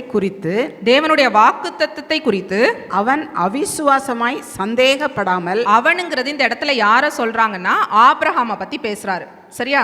பவுல் பரிசுத்தாவின் மூலமா ஆபிரகாமை பத்தி சொல்லும் போது இப்படி சொல்றாரு, அவன் அவிசுவாசமாய் சந்தேகப்படாமல் தேவன் வாக்குத்தத்தம் பண்ணினதை நிறைவேற்ற வல்லவராய் இருக்கிறார் என்று முழு நிச்சயமாய் நம்பி தேவனை தேவனை மகிமைப்படுத்தி விசுவாசத்தில் வல்லவன் ஆனான். இப்போ இந்த வசனத்தை நல்லா கவனிச்சிங்களா? விசுவாசத்தில் வல்லவன் ஆகிறதுக்கு ஒரே வசனத்தில் எத்தனை ஸ்டெப் கொடுத்துருக்காங்க எடுத்துட்டிங்களா எல்லாரும்? ரோமர் 4:20-21 4 ஸ்டெப் இருக்குது. சரியா? ஃபஸ்ட்டு ஸ்டெப்பு, நமக்கு ஆண்டவர் ஒரு காரியத்தை இதை செய்வேன்னு சொல்கிறாரு. சரியா? இப்போது ஆண்டவர் என்கிட்ட செய்வேன்னு சொல்லணுன்னா ஃபஸ்ட்டு நான் என்ன பண்ணணும் ஆண்டவரோட? சரி, இப்படி சொன்னால் புரியும்னு நினைக்கிறேன். இப்போ நம்ம எல்லாரும் ஆண்டவரா அப்பா அப்படின்னு கூப்பிடுற புத்திர சுவிகாரத்தின் ஆவியை நமக்கு கொடுத்துருக்காரு. அப்போ நமக்கு யார் தேவன்? யார்? இயேசு கிறிஸ்து. யார்? நம்மளோட தெய்வன். அடுத்தது யார்? அப்பா. அவரை நம்ம அப்பான்னு சொல்லலாம். வேற யாரும் தேவதூதர்கள்லாம் எப்படின்னு கூப்பிட முடியாது. ஏசப்பாவை அப்பான்னு கூப்பிட முடியாது. நம்ம மட்டும்தான் எப்படி கூப்பிடலாம்? அப்பான்னு கூப்பிடலாம். இப்போ நமக்கு அப்பா இப்படி வச்சுக்கோங்க. உங்கள் பிள்ளைங்களை நினச்சிக்கோங்க. நான் ஜெரமியாவை சொல்கிறேன். உங்களுக்கு உங்கள் குழந்தைங்க உங்ககிட்ட வந்து பேசுகிறாங்கல்ல அப்பா. இப்போ ஜெரமியா வந்து சில நேரம் எங்ககிட்ட கேட்பான், அப்பா எனக்கு இதை செய்யுங்க, இது எனக்கு வேணும், இன்றைக்கி எங்கள் மேம் வந்து இவ்வளோ அமௌண்ட் எடுத்துகிட்டு வர சொன்னாங்க, இன்றைக்கி எங்கள் மேம் இந்த புது நோட் 2 வாங்கிட்டு வர சொல்லியிருக்காங்க இப்படின்னு வந்து கேட்குறான். ஜெரமியா என்கிட்ட கேட்பானா, இல்லை என் ஹஸ்பண்ட் கிட்ட கேட்பானா, இல்லாட்டி பக்கத்து வீட்டில் யாரோ ஒருத்தங்க இருப்பாங்கல்ல அவங்கக்கிட்ட போய் கேட்பானா? யார்கிட்ட கேட்க முடியும்? ஃபஸ்ட்டு நம்ம வாக்கு தத்துவம் உங்களுக்கு ஒன்று பண்ணணுன்னா அதுக்கு முதல்ல நீங்கள் என்னவா இருக்கணும் காடோட? நம்ம எல்லாருக்கும் ஒரு பிரச்சனை இருக்குது. என்ன தெரியுமா? நம்ம ஆண்டவர்கிட்டையும் போக மாட்டோம், ஆண்டவர் பக்கம் தலை வச்சே படுக்க மாட்டோம். ஆனால் ஆண்டவர் என்கிட்ட அவர் கரெக்டாக பேசணும், அவர் பேசவே இல்லை, அவர் குவைட்டாக இருக்கார். நம்ம எதுவுமே அவர்கிட்ட கனெக்ஷன்லே. இப்போ நான் என் பையன்கிட்ட பேசியே ஒரு 40 வருஷம் ஆயிடுச்சு அப்படின்னா அவனால் என்கிட்ட வந்து பேச முடியுமா? முடியாது, கண்டிப்பாக பேச முடியாது. நம்ம ஆண்டவர்கிட்டையே போகவே மாட்டோம். நமக்கு ஒரு தேவை வந்த உடனே என்கிட்ட என் பையன் மூஞ்சி கொடுத்தே பேசாத ஒருத்தன் திடீர்னு வந்து, அம்மா எனக்கு ஒரு 500 ரூபா காசு வேணும் அப்படின்னு சொன்னால் நான் என்ன பண்ணுவேன்? ஏன்டா உனக்கு என்னை பார்த்தா ஏடிஎம் மிஷின் மாதிரி தெரியுதா? உனக்கு எதுவுமே என்கிட்ட பேசுறதுக்கு உனக்கு இல்லை, உனக்கு காசு வேணும்னா மட்டும் எங்கே வந்துடுற? என்கிட்ட வந்துடுறேன்னு எனக்கு கோவம் வருமா வராதா? கோவம் பயங்கரமாக நம்ம எல்லாருக்கும் வரும் தானே, தேவைக்கு மட்டும் வந்தா. அப்போது நம்ம வந்து தேவனோட கரெக்டான இந்த வசனம், ஏன் நான் இதை சொல்கிறேன்னா இந்த வசனத்தில் ஆரம்பிக்கும் போதே அப்படி தான் ஆரம்பிக்குது. திரும்ப வாசிங்க. தேவனுடைய வாக்கு தத்தத்தை குறித்து அவன் அவிசுவாசமாய் சந்தேகப்படாமல். ஓகே, இப்போ கவனிங்க. தேவனுடைய வாக்கு தத்தத்தை குறித்து அப்படின்னா முதல்ல நமக்கு வாக்குத்தத்தம் வரணும்னா முதல்ல வேதத்தை திறந்து வாசிக்கணும், ஜெபத்தில் உட்காரணும், ஆண்டவரோட ஒரு நல்ல ரிலேஷன்ஷிப்பில் இருக்கணும், நல்ல ஒரு உறவில் இருந்தால் தான் முதல்ல ஆண்டவர் என்னவே பண்ணுவார், நமக்கு வாக்குத்தத்தம் கொடுப்பார். அடுத்தது தான் இப்போ இந்த சொல்கிறது 4 ஸ்டெப்பும். நீங்கள் நான் ஆண்டவரோட ஒரு பேசிக் ரிலேஷன்ஷிப்பே எனக்கு கிடையாது, அவரோட எனக்கு எந்த பேச்சுவார்த்தையும் கிடையாதுன்னு சொல்கிறவங்களுக்கு இந்த வசனம் பொருந்தவும் கூட செய்யாது. நீங்கள் முதல்ல அந்த உறவை சரிப்படுத்துங்க, அதுக்கப்புறம் தான் இந்த வசனமே பொருந்தும். ஒரு உறவில் இருக்கிறவங்க இந்த வசனத்தை நல்லா பாருங்கள். ஃபஸ்ட்டு என்ன பண்ணணுமா, அந்த ஆபிரகாம் என்ன பண்ணாராம்? அவிஸ்வாசமே இல்லாமல் சந்தேகமே படாமல் இருந்தாராம். அவிஸ்வாசமாய் சந்தேகப்படாமல், இதுதான் ஃபஸ்ட்டு ஸ்டெப்பு. ஒரு வாக்குத்தத்தம் வந்த உடனே எல்லா வாக்குத்தத்தையும் நம்ம நம்புறது ரொம்ப ஈஸியாலாம் இருக்காது. சில நேரம் அந்த வாக்குத்தத்தம் நடக்குங்கிற மாதிரியே இருக்காது. ஆபிரகாம் வாழ்க்கையில் நம்ம எல்லாருக்கும் தெரியும், அப்படி தானே? ஆபிரகாமுக்கு கொடுத்த வாக்குத்தத்தம் என்னது? உன்னை பெரிய ஜாதியாக்குவேன். யார்? குழந்தை இல்லாத ஒரு தாத்தா, அப்பா கிடையாது அவர், குழந்தை இல்லாத தாத்தாவை கூப்பிட்டு என்ன சொல்கிறாரு? பெரிய ஜாதி ஆக்குவேன்னு ஒரு வாக்குத்தத்தம் கொடுக்குறாரு. உன் தகப்பனையும் தாயையும் விட்டுட்டு வான்ட்டு. இப்போ தகப்பனையும் தாயையும் விட்டுட்டு வந்து ஆண்டவர் பிள்ளை கொடுக்குற வயசு கிடையாதே அப்படின்னா அவருக்கு பயம் வந்திருக்கணும்ல. அது வந்து சந்தேகப்பட வேண்டிய விஷயம் தானே. அவர் எதுக்கு உடனே கிளம்பி வரணும்? அங்கே அவர் சந்தேகப்படாமல் வர்றாரு. முதல்ல ஆண்டவரை நம்பி விசுவாசித்து அந்த ஃபஸ்ட்டு ஸ்டெப்பை எடுத்து வைக்கிறாரு. அடுத்தது அவர் என்ன பண்ணுறாரு? தேவன் நிறைவேற்ற வல்லவர். நம்ம சில நேரம் தேவனுக்கு, அவர் ஆல்மைட்டி காட், அவரால் எல்லாமே முடியும், அவரால் கூடாத காரியம் ஒன்றுமே இல்லைன்னு நம்ம எல்லாரும் தெரிஞ்சிருந்தா கூட அந்த வாக்குத்தத்தங்களை நிறைவேற்றுறதுல ஆண்டவர் மேலே நமக்கு என்ன இருக்கிறது இல்லை. அப்போ அவர் வந்து எனக்கு கண்டிப்பாக அவரால் 100% செய்ய முடியும்னு நம்ம நம்ப முடியறதில்ல. நமக்கு தெரியும் அவர் எல்லாம் வல்ல தெய்வன், எல்லாமே அவரால் செய்ய முடியும், அவரால் கூடாத காரியம் ஒன்றுமே இல்லை, இதெல்லாம் வசனமாக செம்மையாக பேசுவோம் எல்லாரும். ஆனால் நமக்கு ப்ராக்டிக்கலாக பண்ண வரும்போது நமக்கு என்ன வந்துடும்? அவருக்கு எல்லா வாக்குத்தத்தங்களையும் எனக்கு அவர் சொன்ன ஒன்று கூட செய்யாமல் விட மாட்டாருங்கிற தைரியம் நமக்கு என்ன பண்ணுறதில்ல, வர்றதில்ல. அது ஆபிரகாம் பண்ண ரெண்டாவது விஷயம். ஃபர்ஸ்ட் என்ன பண்ணுறாரு, அவிஸ்வாசமாக சந்தேகப்படாமல், அவிஸ்வாசியே சந்தேகப்படாமல் இருக்காரு. ரெண்டாவது, தேவன் எனக்கு ஒரு விஷயத்தை சொன்னால் அதை நிறைவேற்றுறதுக்கு அவர் வல்லவராக இருக்கிறார். God is almighty God. அவர் கண்டிப்பாக, அவர் ஒரு ஃபெய்த்ஃபுல் காட், உண்மையுள்ள தேவன். அவர் கண்டிப்பாக சொன்னால் அதை என்ன பண்ணுவார், செய்வார் அப்படிங்கிறத ரெண்டாவது விசுவாசிக்கிறார். மூணாவது, முழு நிச்சயமாய் நம்புகிறாரு. கடைசியில் நீங்கள் எல்லாத்துலேயும் அவரோட, நீங்கள் ஆபிரகாமோட இதை எடுத்து வாசித்து பார்த்தீங்கன்னா ஆதியாகமத்தில் அவர் எல்லாத்துலேயும் ஆண்டவர் வந்து அவர்கிட்ட பேசிட்டு ஒரு வாக்குத்தத்தத்தை சொல்லிட்டு போனால் அதை நம்பி விசுவாசித்து பலி செலுத்துவார், அவரை மகிமைப்படுத்துவார். இப்படி அவர் பண்ணி தான் விசுவாசத்தில் எப்படி ஆனாராம், வல்லவன் ஆனார். ஃபஸ்ட்டு அவர் விசுவாசிக்க வேண்டியது, சின்ன ஒரு இடத்துல இருந்து நகண்டு வர்றாரு. அப்போது ஓகே, அன்னைக்கு லாஸ்ட்டு வாரம் அந்த ஊழியக்காரர் சொன்னார் இல்லையா, ஃபஸ்ட்டு ஜெபம் அடிக்கடி இருக்கும், அப்புறம் கொஞ்சம் சோர்வடைவோம், அப்புறம் வருஷத்துக்கு ஒரு தடவை இருக்கும், அந்த மாதிரி ஜெபம் குறைஞ்சிட்டே போகும். அவருக்கு ஆபிரகாமுக்கும் அதை மாதிரி தான். ஆபிரகாம் கூட்டிகிட்டு வராரு, கூட்டிகிட்டு வந்து ஒவ்வொரு தடவையும் ஆண்டவர் அவர் சோர்ந்து போகும்போதெல்லாம் அவருக்கு ஒரு வாக்குத்தத்தம் கொடுக்குறாரு. அந்த வாக்குத்தத்தத்தை ஆபிரகாம் என் தேவன் செய்ய வல்லவர் அப்படிங்கிறத முழு நிச்சயமாக நம்பி அவரை மகிமைப்படுத்தினதுனால தான் அவர் எப்படி ஆனாராம், விசுவாசத்தில் வல்லவன் ஆனார். அப்போது நம்ம இப்போ யோசிச்சு பார்க்கணும், நம்மளோட வாழ்க்கையில் விசுவாசமாக எவ்வளோ இருக்கும். ஆண்டவர் என்னோட வாழ்க்கையில் ஒரு காரியத்தை சொன்னால் சொல்லவே, என் வாழ்க்கையிலலாம் ஆண்டவர் பேசுகிறதே இல்லையே, நான் ஒரு 50-60 வருஷம் வாழ்ந்துட்டேனே அப்படிங்கிறவங்களெல்லாம் நான் ஒன்றுமே சொல்கிறதுக்கும் இல்லை, ஒன்றும் பண்ண முடியாது. ஆண்டவர் பேசுகிறத கேட்டு என் வாழ்க்கையில் நடக்கணும்னு சில பேர் நினைப்பீங்க இல்லையா, அவங்க எல்லாரும் அவங்க ஆண்டவர் நமக்கு கொடுக்குற வாக்குத்தத்தம் ஒன்றும் இல்லை. உங்களுக்கு வருஷ துவக்கத்தில் ஒரு வாக்குத்தத்தத்தை எடுக்கிறீங்கல்ல, அந்த வாக்குத்தத்தத்தை வருஷம் முடிகிற வரைக்கும் சில பேருக்கு ஞாபகம் இருக்காது. கரெக்டாக நமக்கு ஃபஸ்ட்டு ஒரு 2-3 மாதத்துக்கு அதை சொல்லி ஜெபம் பண்ணுவோம், அதுக்கப்புறம் கொஞ்சம் குறையும், அப்புறம் கடைசி மாதம் ஆகும்போது என்னாகும், மறந்தே போயிடும் நமக்கு கொடுத்த வாக்குத்தத்தம். இப்படி தான் நம்ம நிறைய நேரத்தில் இருக்கிறோம். அவர் செய்கிறதுக்கு வல்லவருங்கிறத நம்புறதே கிடையாது. நம்பி அவரை முழு நிச்சயமாக நம்பி அவரை விசுவாசித்தோன்னா, தேவனை எனக்கு செஞ்சுட்டாரு நம்ம மகிமைப்படுத்த ஆரம்பித்தோன்னா, அந்த நேரம் என்ன பண்ணுவார், அப்போ தான் நம்ம விசுவாசத்தில் வல்லவங்களாக ஆக முடியும். இப்போ எப்படி நம்ம விசுவாசத்தில் வல்லவங்கள் ஆகணும்னு ஒரு 4 ஸ்டெப் சொல்லியிருக்கேன். ஆனால் இது எதையும் நான் செய்ய முடியாது, சரியா? நீங்கள் ஆண்டவரோட முதல் ஸ்டெப்பு, ஆண்டவர் நம்ம ரட்சிக்கப்பட்டிருப்போம், ஆனால் ஆண்டவரோட கரெக்டான உறவில் இருக்க மாட்டோம். அன்றைக்கி என்னோடய ஹஸ்பண்ட் கூட சொன்னாங்க, ஆண்டவரை அறிகிற அந்த நிலமையில் இருக்கணும். ஆண்டவர் நம்மளை அறிந்து வைத்திருக்கணும், நம்ம ஆண்டவரை அறிந்து வைத்திருக்கணும். எனக்கு ஏசப்பாவை தெரியும்னு சொல்லக்கூடாது, எனக்கு ஏசப்பா எனக்கு இப்படி தான் பண்ணுவாங்கன்னு எனக்கு தெரியும்ப்பா, அந்தளவுக்கு அவரை நமக்கு தெரிஞ்சிருக்கணும். கரெக்டாக? அப்படி நம்ம உறவை முதல்ல சரிப்படுத்தணும்னா ஆண்டவர் நம்மகிட்ட பேச ஆரம்பிச்சிருவார். அப்போ ஆண்டவர் பேசும்போது அது பேசுகிற காரியங்கள் சிலது நடக்கவே முடியாத சூழ்நிலையில் இருந்தால் கூட அவர் செய்வாருங்கிறத நம்ம முழு நிச்சயமாக நம்பும்போது, அதுக்காக தேவனை மகிமைப்படுத்தும் போது ஆண்டவர் என்ன பண்ண ஆரம்பிச்சிருவார், நம்மளை விசுவாசத்தில் வல்லவர்களாக மாற்றிடுவார். அடுத்தது, இப்போ நமக்கு விசுவாசம் பேசும்போது வர ஒரு பெரிய கொஸ்டின் என்னென்னா, ஒரு பெரிய கேள்விக்குறி என்னென்னா, விசுவாசிக்கும் போது சந்தேகம் வருமா வராதா? இப்போ அவர் வந்து சந்தேகப்படலைன்னு சொல்லியிருக்கு வசனத்தில். அந்த வசனத்தை வாசிக்கும் போது யாருக்கெல்லாம் தோணுச்சு, என்னடா அவிஸ்வாசாமல் சந்தேகப்படாமல்னு போட்டிருக்கு, ஆபிரகாம் சந்தேகமே படலையா? ஆபிரகாம் ஆக்சுவலாக நிறைய இடத்துல அவர் அவிஸ்வாசியாக மாறலை, ஆனால் என்ன வந்துச்சு, அவருக்கு சந்தேகம் வந்துச்சு. சந்தேகம் வர்றது வேற, அவிஸ்வாசம் வேற. நாங்கள் நல்லா பார்த்துக்கோங்க, மேத்ஸ் படித்த பிள்ளைங்களுக்கு புரியும். இப்படி 2 கோடு போட்டு இப்படி அடிச்சிருவாங்க, அப்படின்னா என்ன அர்த்தம்? நாட் ஈக்குவல் டு கேள்விப்பட்டிருக்கீங்களா படித்தவங்க எல்லாரும்? அப்படின்னா என்ன அர்த்தம்? இந்த சைடு இருக்கிறதுக்கும் இந்த சைடு இருக்கிறதுக்கும் சம்பந்தம் இல்லை அப்படின்னு அர்த்தம்.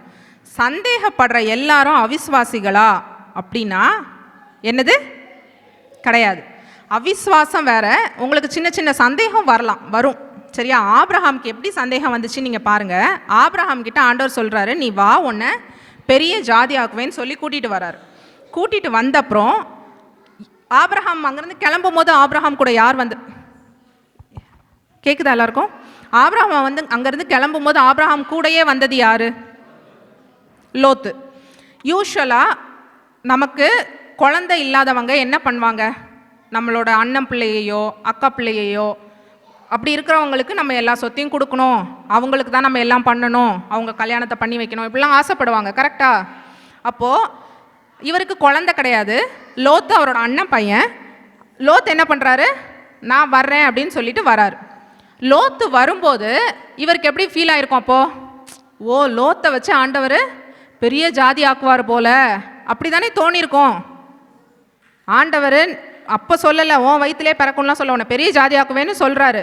உடனே இவருக்கு ஃபஸ்ட்டு லோத்து மேலே ஒரு பயங்கர நம்பிக்கை இருந்திருக்கும். கரெக்டாக? என் பையன் மாதிரி என் அண்ணன் பையன் என் கூடவே வர்றான் அப்படின்னு இவர் நினச்சிட்டு இருக்கும்போது லோத்துக்கும் இவருக்கும் என்ன வந்துருச்சு? சண்டை வந்துருச்சு. லோத்து பிரிஞ்சுட்டு போயிட்டார். பிரிஞ்சுட்டு போனவொடனே இவருக்கு சந்தேகம் வருது.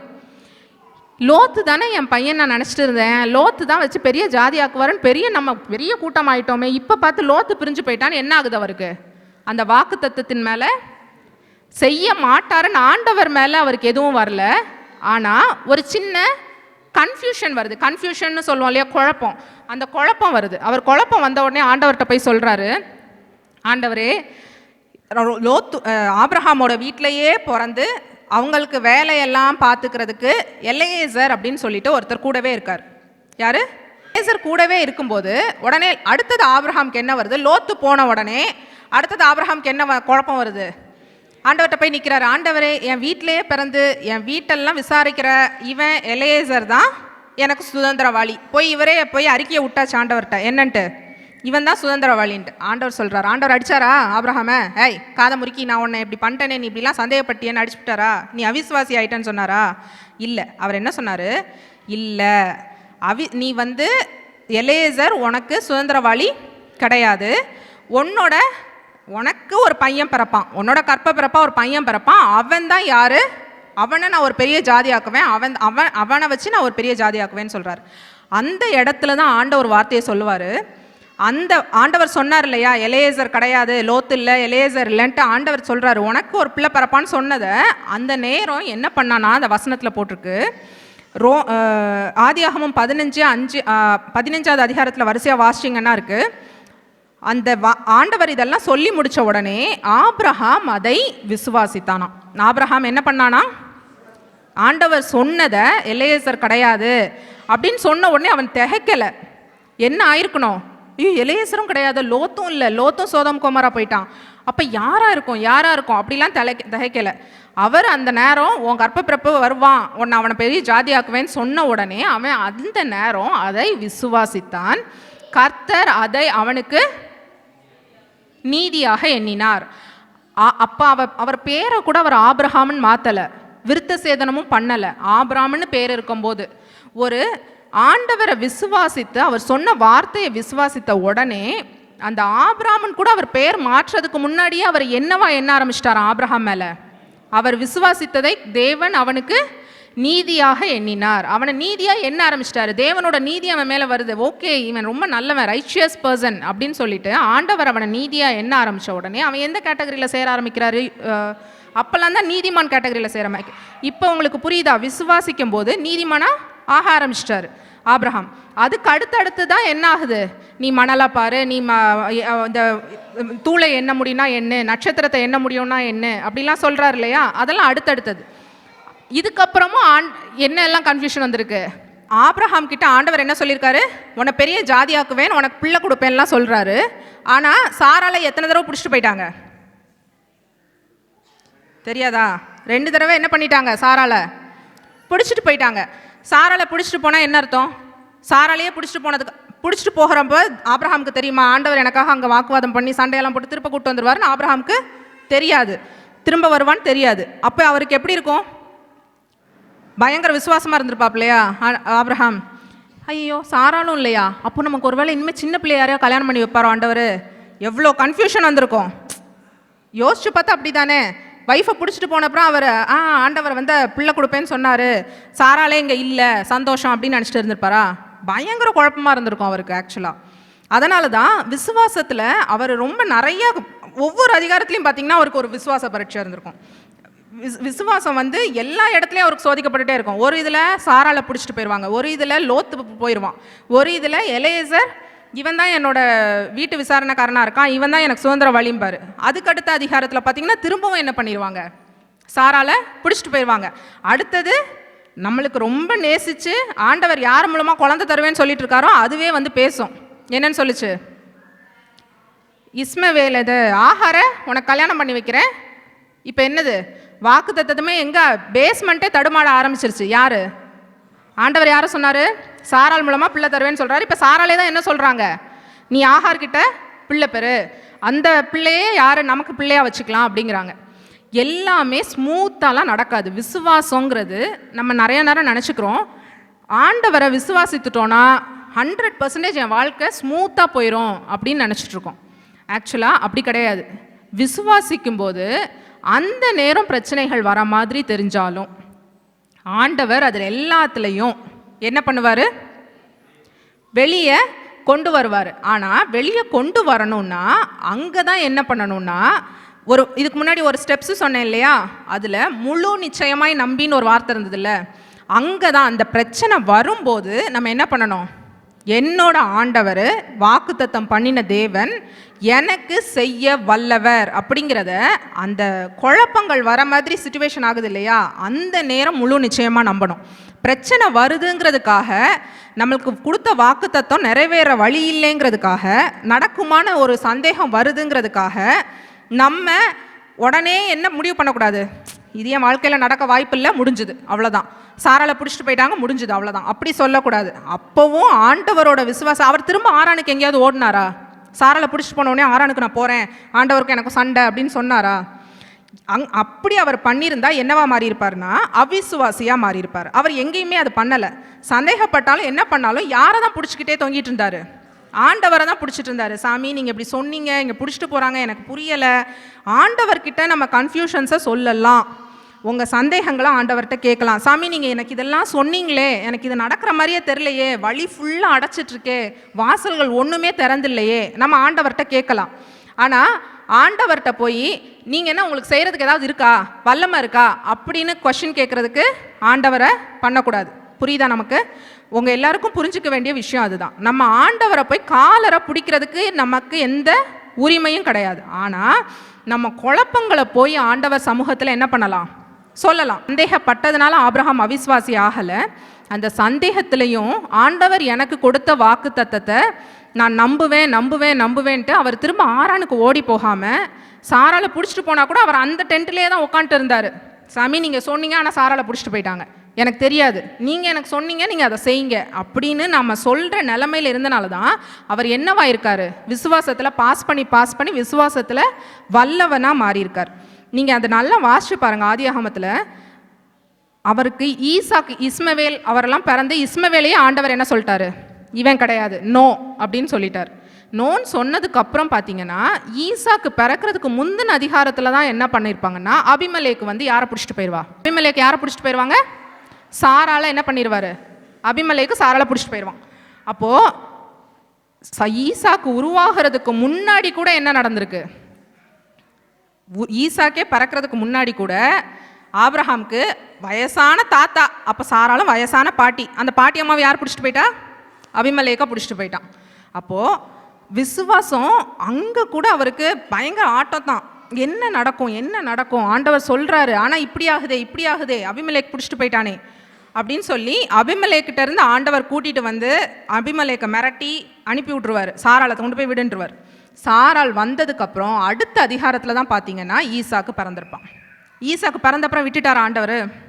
ரொம்ப சந்தோஷமாக ஆபிரகாம் இப்போ எப்படி வாக்குத்தத்தம் நிறைவேறினவுடனே நமக்கு என்ன வந்துடும், ஒரு மெத்தனமாக வந்துடும், அப்பாடா ஆண்டவர் சொன்ன வாக்குத்தத்தம் நிறைவேற்றிட்டாரு அப்படின்னா ஆபிரகாம் பயங்கர ஜாலியாக. அவர் எங்கே, எனக்கு தெரிஞ்சு அவர் அப்படி பண்ணாருன்னு நான் சொல்லலை, ஒருவேளை ஆண்டவர்கிட்ட ரொம்ப ஏசப்பா ஆண்டவர் எனக்கு பிள்ளை ஜாதின்ட்டு இருந்த ஆள் ஈசாக்கு வந்தப்புறம், ஈசாக்கு இவனுக்கு முட்டையை கொடு, பாலை கொடு, மீனை கொடு, கறியை கொடு, சிக்கனை கொடு அப்படின்னு சொல்லி அவர் என்ன பண்ணியிருப்பார், எனக்கு ஜாதியாக போகிறான்னு பண்ணி போட்டு படுத்திருப்பார் ஈசாக்கை என் கணக்குப்படி. அப்போ என்ன இருக்கும், ஆண்டவர் வாப்பா நீ ஈசாக்கு மேலே உன் நம்பிக்கை போக ஆரம்பிக்குது, வா ஈசாக்கு என்ன பண்ணி எனக்கு வந்து. இப்போ எப்படி இருக்கும், கொடுத்ததே கொடுத்தாரு, ஒன்றே கண்ணுன்ட்டு திரும்பவும் நமக்கு விசுவாச பரீட்சையா, விசுவாசம் எங்கே பரிபூரணம் அடைஞ்சிச்சு தெரியுமா அவருக்கு? அவர் பிள்ளைய ஜாதியாக்குவேன்னு சொல்லி கொடுத்துட்டு அந்த பிள்ளையையும் திரும்ப கேட்டார் பார்த்தீங்களா? திரும்ப கேட்கும்போது ஆபிரகாம் என்ன பண்ணவே இல்லை. நம்மளா இருந்திருந்தா, நானா இருந்திருந்தா எனக்கு தெரியல இந்த விசுவாச பரீட்சையில் நான் பாஸ் பண்ண முடியுமான்னு. சாமி நீங்கள்லாம் என்ன ஆள், இப்படி என் பிள்ளைய போய் கேட்குறீங்களேன்னு நான் என்ன பண்ணியிருக்கலாம், சண்டை போட்டிருக்கலாம், தெரியலை. ஆனால் அதுலேயும் அவர் நின்னதுனால தான் இன்றைக்கி என்னன்னு சொல்கிறோம், அவரை விசுவாசிகளின் தகப்பன். அந்த நம்ம அவர் கொடுக்கறதுக்கு ரெடியாகி அவருக்கு நான் முன்னாடி சொன்னேன், அன்னைக்கு விசுவாசத்தை பற்றி பேசும்போது இதை தான் சொன்னேன். அவருக்கு அங்கே ஆடு இருக்குன்னு தெரியாது, பிள்ளைய சாக கொடுக்க போகிறோன்னு நினச்சி 100% அழுதுகிட்டே தான் மனுஷன் போயிருப்பார், கரெக்டாக? ஆனாலும் அவர் என்ன சொல்கிறாரு, கர்த்தர் பலியை என்ன பண்ணுவார், பார்த்துக்குவார், நீ சாக போகிறேன்னு சொல்லலை. நம்ம நினச்சிக்கிறோம் அவர் பயந்துக்கிட்டு சொல்லலைன்ட்டு. அல்ல, அவரோட விசுவாசம் பயங்கர ஸ்ட்ராங்கான ஆள், அவர் விசுவாசத்தில் பயங்கரமான ஆள் ஆபிரகாம். அந்த விசுவாசம் இப்போ எப்படி ஆபிரகாம் விசுவாசித்து வந்தாரோ நம்மளோட வாழ்க்கையில் நம்ம அப்படி தான் விசுவாசிக்கணும். சரி, ஓகே, ஆண்டவர் இப்போ என்னோடய லைஃப்பில் நிறையா விஷயம் பார்த்தீங்கன்னா இன்றைக்கி வரைக்கும் நான் சொல்வேன், நான் ரொம்ப சின்ன வயசு, ஆக்சுவலாக இங்கே இருக்க நிறையா பேரை விட நான் சின்ன பொண்ணு தான். ஆனால் ஆண்டவர் என்னை நிறையா பாதைகளில் கொண்டு போயிருக்காரு, விதவிதமான பாதைகள்லாம் கொண்டு போயிருக்காரு. கொண்டு போய் அதில் ஒன்று தான் எனக்கு ஆண்டவர் கற்றுக் கொடுத்துருக்காரு. என்ன தெரியுமா? நீ கண்ணை மூடிட்டு நான் சொல்கிறத நம்பணும், அவ்வளோதான். இது ஒன்று தான் எனக்கு சொல்லி கொடுத்துருக்காரு. நான் உனக்கு ஒரு விஷயம் செஞ்சேன்னா, நான் பண்ணுனா அது உனக்கு நல்லதை மட்டும்தான் பண்ணுவேன், அது உனக்கு தீமையாகவே ஆனால் கூட. எப்படி 100% என்னோட டைட்டஸிங்கிற கண்ணில் இருந்து பார்த்தா எனக்கு எப்படி தான் தெரியும், அது இது தீமை தான், இது எனக்கு வந்த தீங்கு, இது எப்படி நான் கடந்து போகிறது அப்படின்னு தான் தோணும். ஆனால் அப்படிப்பட்ட தீங்கில் கூட என்னால் ஏசப்பா எனக்கு தப்பே பண்ணியிருக்க மாட்டாருன்னு வாயிலையும் மனசுலையும் இருதயத்துலையும் சொல்ல முடியுதுன்னா அப்போ தான் நான் என்ன பண்ணுறேன், ஆண்டவரை விசுவாசிக்கிறேன். நம்மளுக்கு நம்ம நிறைய நேரத்தில் கொஞ்சம் நாளைக்கு முன்னாடி ஒருத்தங்க சொல்கிறத கேட்டேன். நான் ஏசப்பா கிறிஸ்டியனாக இருந்தவங்க தான். நான் ஏசப்பா என்னோட ஸ்பௌஸை, என்னோட கணவனையோ மனைவியையோ காப்பாற்றலையே, அவங்க இறந்து போயிட்டாங்களே, அப்போ நான் ஆண்டவரை இவ்வளோ வருஷம் கும்பிட்டதில் என்ன இருக்குது? எங்கேயாவது பைபிளில் இருக்கா கிறிஸ்தவங்க மறிக்கவே இல்லைன்னு? ஏனோக்க தவிர கிறிஸ்தவங்க மறிக்காமலாம் இருந்திருக்காங்க. மறிக்காமல் இருந்திருந்தால் இவ்வளோ நேரத்துக்குள்ளே கிறிஸ்தவங்க எல்லாருமே, உலகமே கிறிஸ்தவங்களாக இருந்திருக்கணுமே. கிறிஸ்தவங்க எல்லாரும் 1000 வருஷம் 2000 வருஷம் 3000 வருஷம் வாழ்ந்துருக்கணுமே. கிறிஸ்தவங்க மறிக்க மாட்டாங்க, அவங்க கஷ்டமே படலன்னு எந்த பைபிளில் இருக்குது? நம்மளுக்கு ஆண்டவர் அற்புதம் செய்வார். இப்போவும் நம்ம நல்லா புரிஞ்சுக்கணும். நீங்கள் இங்கே வந்திருக்கவங்க எல்லாரும் எப்படி தான் வந்திருக்கீங்க? அற்புதம் செஞ்சு பேய் ஓட்டி தான் வந்திருக்கீங்க ஆண்டவர்கிட்ட. ஆனால் ஆண்டவருக்குள்ளே வந்ததுக்கு அப்புறமும் எனக்கு ஆண்டவர் நன்மை செய்யணும் நம்ம சொல்லிட்டு இருக்கோம்னா நம்ம கரெக்டான கிறிஸ்டியன் லைஃப்பில் வளரலன்னு அர்த்தம். ஆண்டவருக்குள்ளே சரியாக நம்ம வளரவே இல்லை, அது நம்ம தப்பாக ஏதோ ஒன்று பண்ணிகிட்ருக்கோன்னு அர்த்தம். ஆண்டவர் நன்மை மட்டுமே தான் செய்வார்னு அர்த்தம் கிடையாது. ஆண்டவர் கையில் நன்மையை பெற தெரிஞ்ச நமக்கு தீமையை பெறும்போது என்ன பண்ண தெரியணும்? எனக்கு ஆண்டவர் கொடுத்தா அது நன்மையாக தான் இருக்கும். எனக்கு நல்லா கவனிங்க.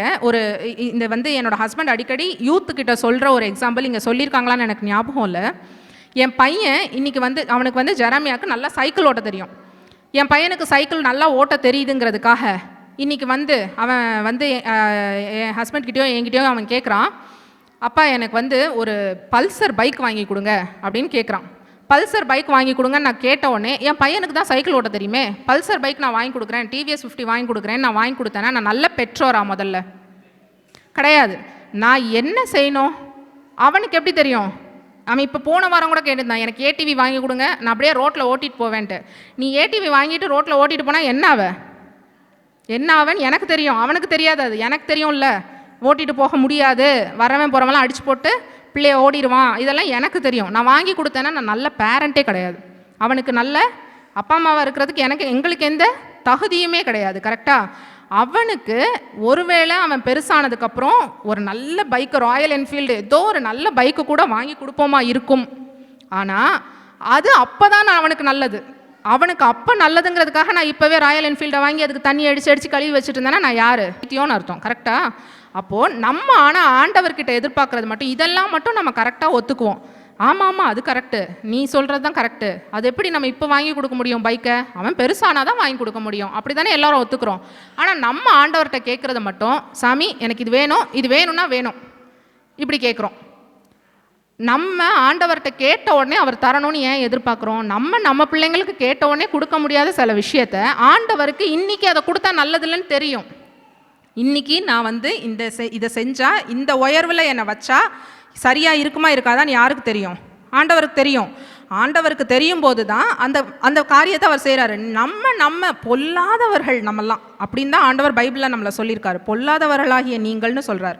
பொல்லாதவர்களே பிள்ளைங்கள் கேட்கும்போது நல்ல ஈவுகளை கொடுக்க அறிந்திருக்கும் போது, நம்மளுக்கு நல்லதை மாத்திரம்தான் செய்கிறதுக்காக ஆண்டவர் நம்மளுக்காக ஒரு உலகத்தை படைச்சி இங்கே கொடுத்துருக்காரு. அப்போ ஆண்டவர் நமக்கு நன்மை செய்ய மாட்டாரா? இன்னைக்கு அவர் செய்யலை, இன்னைக்கு என் ஜெபம் கேட்கப்படலை அப்படிங்கிறதுக்காக என்ன அர்த்தம் கிடையாது. ஆண்டவர் காதை மூடிட்டு உட்காந்துருக்காரு. ஜெரமியா போன வாரம் ஏடிவி கேட்கும்போது பார்க்கலாம் ஜெரமியான்னு சொன்னேன். அவனை உட்கார வச்சு நீ ரோட்டில் போவ, அங்கே ஒரு பஸ் வருவான், உன்னை கவுத்தி 2 துண்டா நீ போயிடுவேன்லாம் நான் அவன்கிட்ட சொல்லலை. பார்க்கலாம். சில நேரம் நான் குவைட்டாக கூட இருப்பேன், அமைதியாக கூட இருப்பேன். அவனுக்கு பதில் எல்லாம் சொல்லணும்லாம் எல்லா நேரமும் அவசியம் கிடையாது. சில நேரம் உட்கார வச்சு பேசுவேன், சில நேரம் அமைதியாக இருப்போம். சில நேரம் என்ன பண்ண மாட்டோம், ரொம்ப டென்ஷன் பண்ணிட்டு இருந்தால் என்ன பண்ணிடுவோம், டப்புன்ட்டு வாய்முடு அப்படின்னு ஒரு அடி வச்சுருவோம். கரெக்டாக? ஆண்டவரும் அதை தான் பண்ணுறாரு. ஆனால் நம்ம பிள்ளைங்களுக்கு பண்ணுறது எல்லாமே கரெக்டு. ஆண்டவர் நம்மக்கிட்ட அமைதியாக இருந்துட்டாரு, நம்ம ஜெபத்துக்கு பதில் சொல்லலை, நம்ம வாக்குத்தத்தம் இன்னும் நிறைவேறலைன்னா என்ன வந்துடுது? மூக்குக்கு மேலே கோவம் வந்துடுது. ஆண்டவர் என்ன பண்ணார்? அவர் வாக்குத்தத்தம் கொடுத்தா செய்யவே இல்லை அப்படின்னு என்ன பண்ண ஆரம்பிச்சிடுறோம்? சண்டைக்கு போக ஆரம்பிச்சிடுறோம். கரெக்டாக? அப்போது நீங்கள் நம்ம வாக்குத்தத்தத்தை நிறைவேற்றுறதுக்கு எவ்வளோ வருஷங்கள்னாலும் ஆகலாம். முதல்ல அதை நல்லா புரிஞ்சுக்கணும். நாளைக்கே நடக்கும், எனக்கு ஒரு வாக்குத்தத்தம் சொல்லிட்டாரு நாளைக்கே நடக்கும் அப்படின்னு அர்த்தம் கிடையாது. அது வருஷங்கள் ஆனாலும் சரி, எவ்வளோ மாதங்கள் ஆனாலும் சரி, சில நாட்கள் ஆனாலும் சரி, ஒரு நிமிஷம் ஆனாலும் சரி, அவருக்கு அவர் சொன்ன வாக்குத்தத்தத்தை நிறைவேற்றுறதுக்கு எவ்வளோ நேரம் தான் ஆகும்? ஒரு செகண்ட் தான் ஆகும். ஏன்னா அவருக்கு யார்? எல்லாமே வல்ல தேவன். அவர் சொன்னதை நிறைவேற்றுவார். ஆனால் அவர் சொன்னதை நிறைவேற்றுவாருன்னு நான் எவ்வளோ முழு நிச்சயமாக நம்புகிறேன் அப்படிங்கிறதுல தான் இருக்குது. சரியா? அந்த விசுவாசம் நமக்குள்ளே இருக்குதா அப்படிங்கிறத இன்றைக்கி நம்ம யோசித்து பார்க்கணும். அந்த அளவுக்கு நீங்கள் மாறணும். அடுத்தது சந்தேகம் வரும். நீங்கள் நல்லா கவனிங்க, சந்தேகம் அவிசுவாசம் கிடையாது. நீங்கள் உங்களோட விசுவாசத்துலேருந்து விலகி, விசுவாசியாக இருக்கிறதுலேருந்து விலகி நீங்கள் மாறிட்டீங்கன்னா அப்போ என்ன ஆயிடுவீங்க? அவிசுவாசியாக மாறிடுவீங்க. அந்த மாதிரி போகக்கூடாது. அடுத்தது ஆண்டவர்கிட்ட எப்படி கேட்கணுங்கிறதுக்கும் ஒரு விசுவாசத்தோட எதனாலும் கேட்கலான்னு அர்த்தம் கிடையாது. விசுவாசத்தோட ஒரு விஷயத்தை தான் நம்ம கேட்கலாம். அது என்ன விஷயம்னு தெரியுமா? எடுத்து வாசிங்க. 1 யோவான் 5ஆம் அதிகாரம் 14வது வசனம். நாம் எதையாகிலும் அவருடைய சித்தத்தின்படி கேட்டால் அவர் நமக்கு செவி கொடுக்கிறார் என்பதே அவரை பற்றி நாம் கொண்டிருக்கிற தைரியம்னா என்னது? நாம் எதையாகிலும் அவருடைய சித்தத்தின்படி கேட்டால் அவர் நமக்கு செவி கொடுக்கிறார் என்பதே அவரை பற்றி நாம் கொண்டிருக்கிற தைரியம். அதில் இந்த தைரியத்தை வச்சிருங்க. இந்த கண்டினியூட்டிக்கு அப்புறம் வரேன். ஃபஸ்ட்டு என்ன பண்ணணுமா? அவரோட சித்தத்தின்படி கேட்கணுமா. என்ன பண்ணணுமா? அந்த வசனம் எல்லாரும் எடுத்துக்கிட்டிங்களா? ஃபஸ்ட்டு வேர்டு என்ன இருக்குது? எதையாகிலும். எதையாகிலும்னா எதை கேட்குறோமோ அதுன்னு அர்த்தம். எதையாகிலும், எதை வேணாலும் எப்படி கேட்கணுமா? அவருடைய சித்தத்தின்படி கேட்கணும். ஆனால் நம்ம என்ன பண்ணுறோம்? நம்ம அப்படியா கேட்குறோம் ஆண்டவர்கிட்ட? சில நேரம் கேட்குறதில்ல. இல்லை, நம்ம எப்படி கேட்கணும் தெரியுமா? உங்களோட சித்தத்தின்படின்னு சின்ன விஷயத்துக்கு கூட கேட்கணும். உமக்கு சித்தமானால் அதை சொல்கிறதுக்கு. ஏன்னா பைபிளில் நான் இது நிறையா நாள் சொல்லியிருக்கேன். ஆண்டவரோட பரலோக ராஜ்யத்துக்குள்ளே போகிறதுக்கு ஒரே ஒரு டிக்கெட் என்ன தெரியுமா? பிதாவே இயேசுவேன்னு சொன்னாலும் உள்ளே போக முடியாது அப்படின்னு சொல்லிட்டு ஒன்று இருக்கும். என்ன இருக்கும்? என்னுடைய சித்தத்தின்படி செய்யணும். நம்ம 40 வருஷம் வாழ்ந்தாலும் உலகத்தில் பிரச்சனை இல்லை, 2 வருஷம் வாழ்ந்தாலும் பிரச்சனை இல்லை, 93 வயசு வாழ்ந்தாலும் பிரச்சனை இல்லை, 100 வயசு வாழ்ந்தாலும் பிரச்சனை இல்லை. நம்மளோட வாழ்க்கையில் சித்தத்தின்படி எவ்வளோ செஞ்சுருக்கோமோ அதுபடி தான் நமக்கு என்ன கிடைக்கும்? பரலோக ராஜ்யமும் நித்திய ஜீவனும் கிடைக்கும். அப்போனா நம்ம என்ன பண்ணணும்? சில நேரம் கேட்குறோம், சில நேரம் கேட்கலங்கிறதே கிடையாது பேச்சு. எப்படி கேட்கணும்? எப்போவுமே எப்படி தான் கேட்கணும்? சாமி உங்களுக்கு சித்தமானா, நான் ஒரு நிலத்தில் ஒன்று போட்டிருக்கேன், உமக்கு சித்தமானா இந்த விளைச்சலை என்ன பண்ணுங்க? ஆசீர்வதிங்க. உமக்கு சித்தமானா நான் செய்கிற இந்த காரியம் கையிட்டு செய்கிற காரியத்தை ஆசீர்வதிக்கிறதா ஆண்டவருக்கு விருப்பம். ஆனால் அது கண்டிப்பாக அந்த நேரம் ஆசீர்வாதமாக இருக்கணுமா இல்லைன்னா எப்படி இருக்கணுங்கிறது நமக்கு தெரியாது. புரியுதா? அப்போது நம்ம சில நேரம் நமக்கு தீங்காக வர காரியம் சில நேரம் எப்படி இருக்கும்னு பார்த்தீங்கன்னா நமக்கு நன்மையாக முடியும், ஆனால் அது நமக்கே தெரியாது. அப்போது நம்ம ஆண்டவர்கிட்ட எப்போ கேட்டாலும் என்னன்னு தான் கேட்கணும்? உம்முடைய சித்தத்தின்படி எனக்கு இந்த வாக்குத்தத்தத்தை நிறைவேற்ற நீங்கள் வல்லவராக இருக்கிறீங்க, அதை நான் விசுவாசிக்கிறேன் அப்படின்னு நம்ம கேட்கும்போது தான் ஆண்டவர் என்ன பண்ணுவார்? அவர் நிறைவேற்ற சித்தமாக இருக்கிற காரியங்களை, வாக்குத்தத்தம் கொடுக்கறது அவர் தான், ஆனால் அவர் எந்த நேரத்தில் நிறைவேற்றணுங்கிறது அவரோட சித்தம். அந்த சித்தத்தை நம்ம சொல்லி ஜெபம் பண்ணாதான் ஆண்டவரோட காரியங்கள் நம்ம என்ன ஆகும், நம்ம வாழ்க்கையில் அவரோட சித்தத்தின்படி காரியங்கள் நடக்க ஆரம்பிக்கும். அவரோட சித்தத்தின்படி காரியங்கள் நடக்கும்போது தான் நம்ம என்ன பண்ண முடியும்? அவரோட சித்தத்தின்படி செய்கிறவர்கள் மாத்திரம்தான் எங்கே போக முடியும்? பரலோக ராஜ்யத்துக்கு போக முடியும். நான் கிறிஸ்தவனாக இருக்கேன், இயேசுவேன்னு சொல்கிறேன், இது எதுவுமே டிக்கெட் கிடையாது. நல்லா ஆண்டவர் அதை தான் சொல்லியிருக்காரு. நான் ஏசப்பாவை நல்லா பிடிச்சிக்கிட்டேன், நான் சொன்னால் நடக்குது, நான் வந்து கை வச்சா ஆடுறாங்க பேயெல்லாம், இது எதுவுமே டிக்கெட் கிடையாது. இதை வச்சுட்டு நான் போகவே முடியாது பரலோக ராஜ்யத்துக்குள்ளே. அதுக்குள்ளே போகணுன்னா ஒன்றே தான் இருக்குது, ஆண்டவரோட சித்தத்தின்படி செய்யணும். அப்போது ஆண்டவரோட சித்தத்தின்படி செய்கிறது எவ்வளோ முக்கியம்னு நீங்கள் புரிஞ்சுக்கணும். நீங்கள் விசுவாசமாக வாக்கு தத்தத்தையே விசுவாசித்து கேட்குறதா இருந்தால் கூட எதோடு ரிலேட் பண்ணி தான் கேட்கணும்?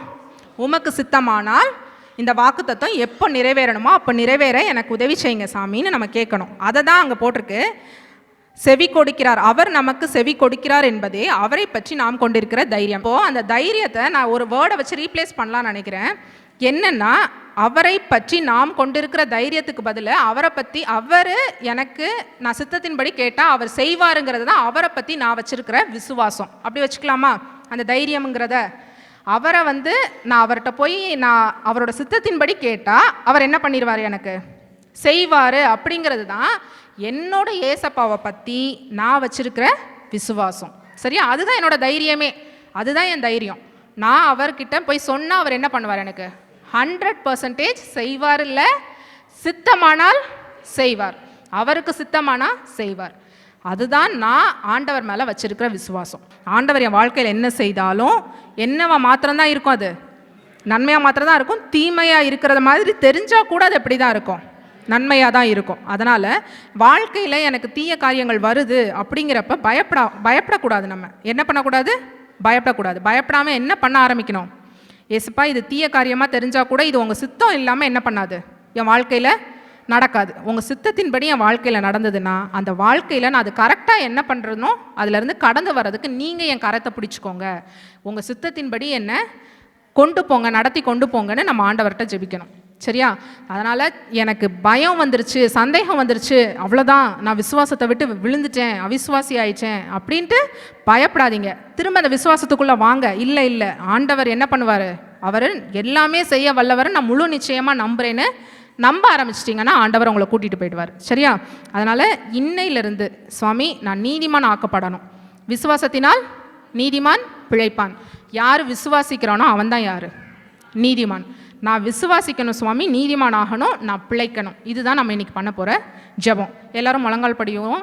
அன்பு பிதாவே, மினண்டியோடு துதிக்கிறோம். இந்த நாளிலும் கூட என் தேவனாய கர்த்தர் எங்களோடு கூட பேசின நல்ல வார்த்தைகளுக்காய் ஸ்தோத்திரம்.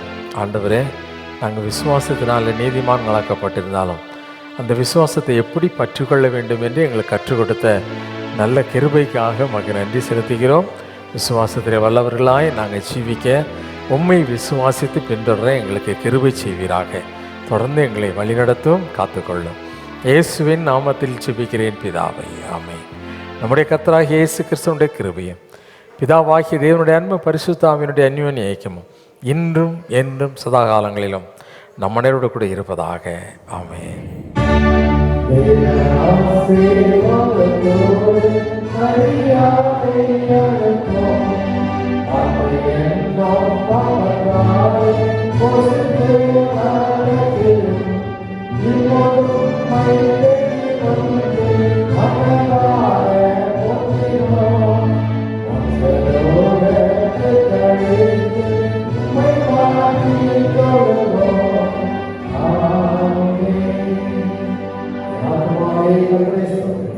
ఎప్పుడు పరిశుద్ధ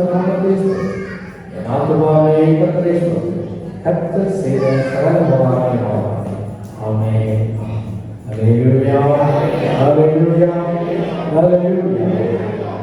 God bless you.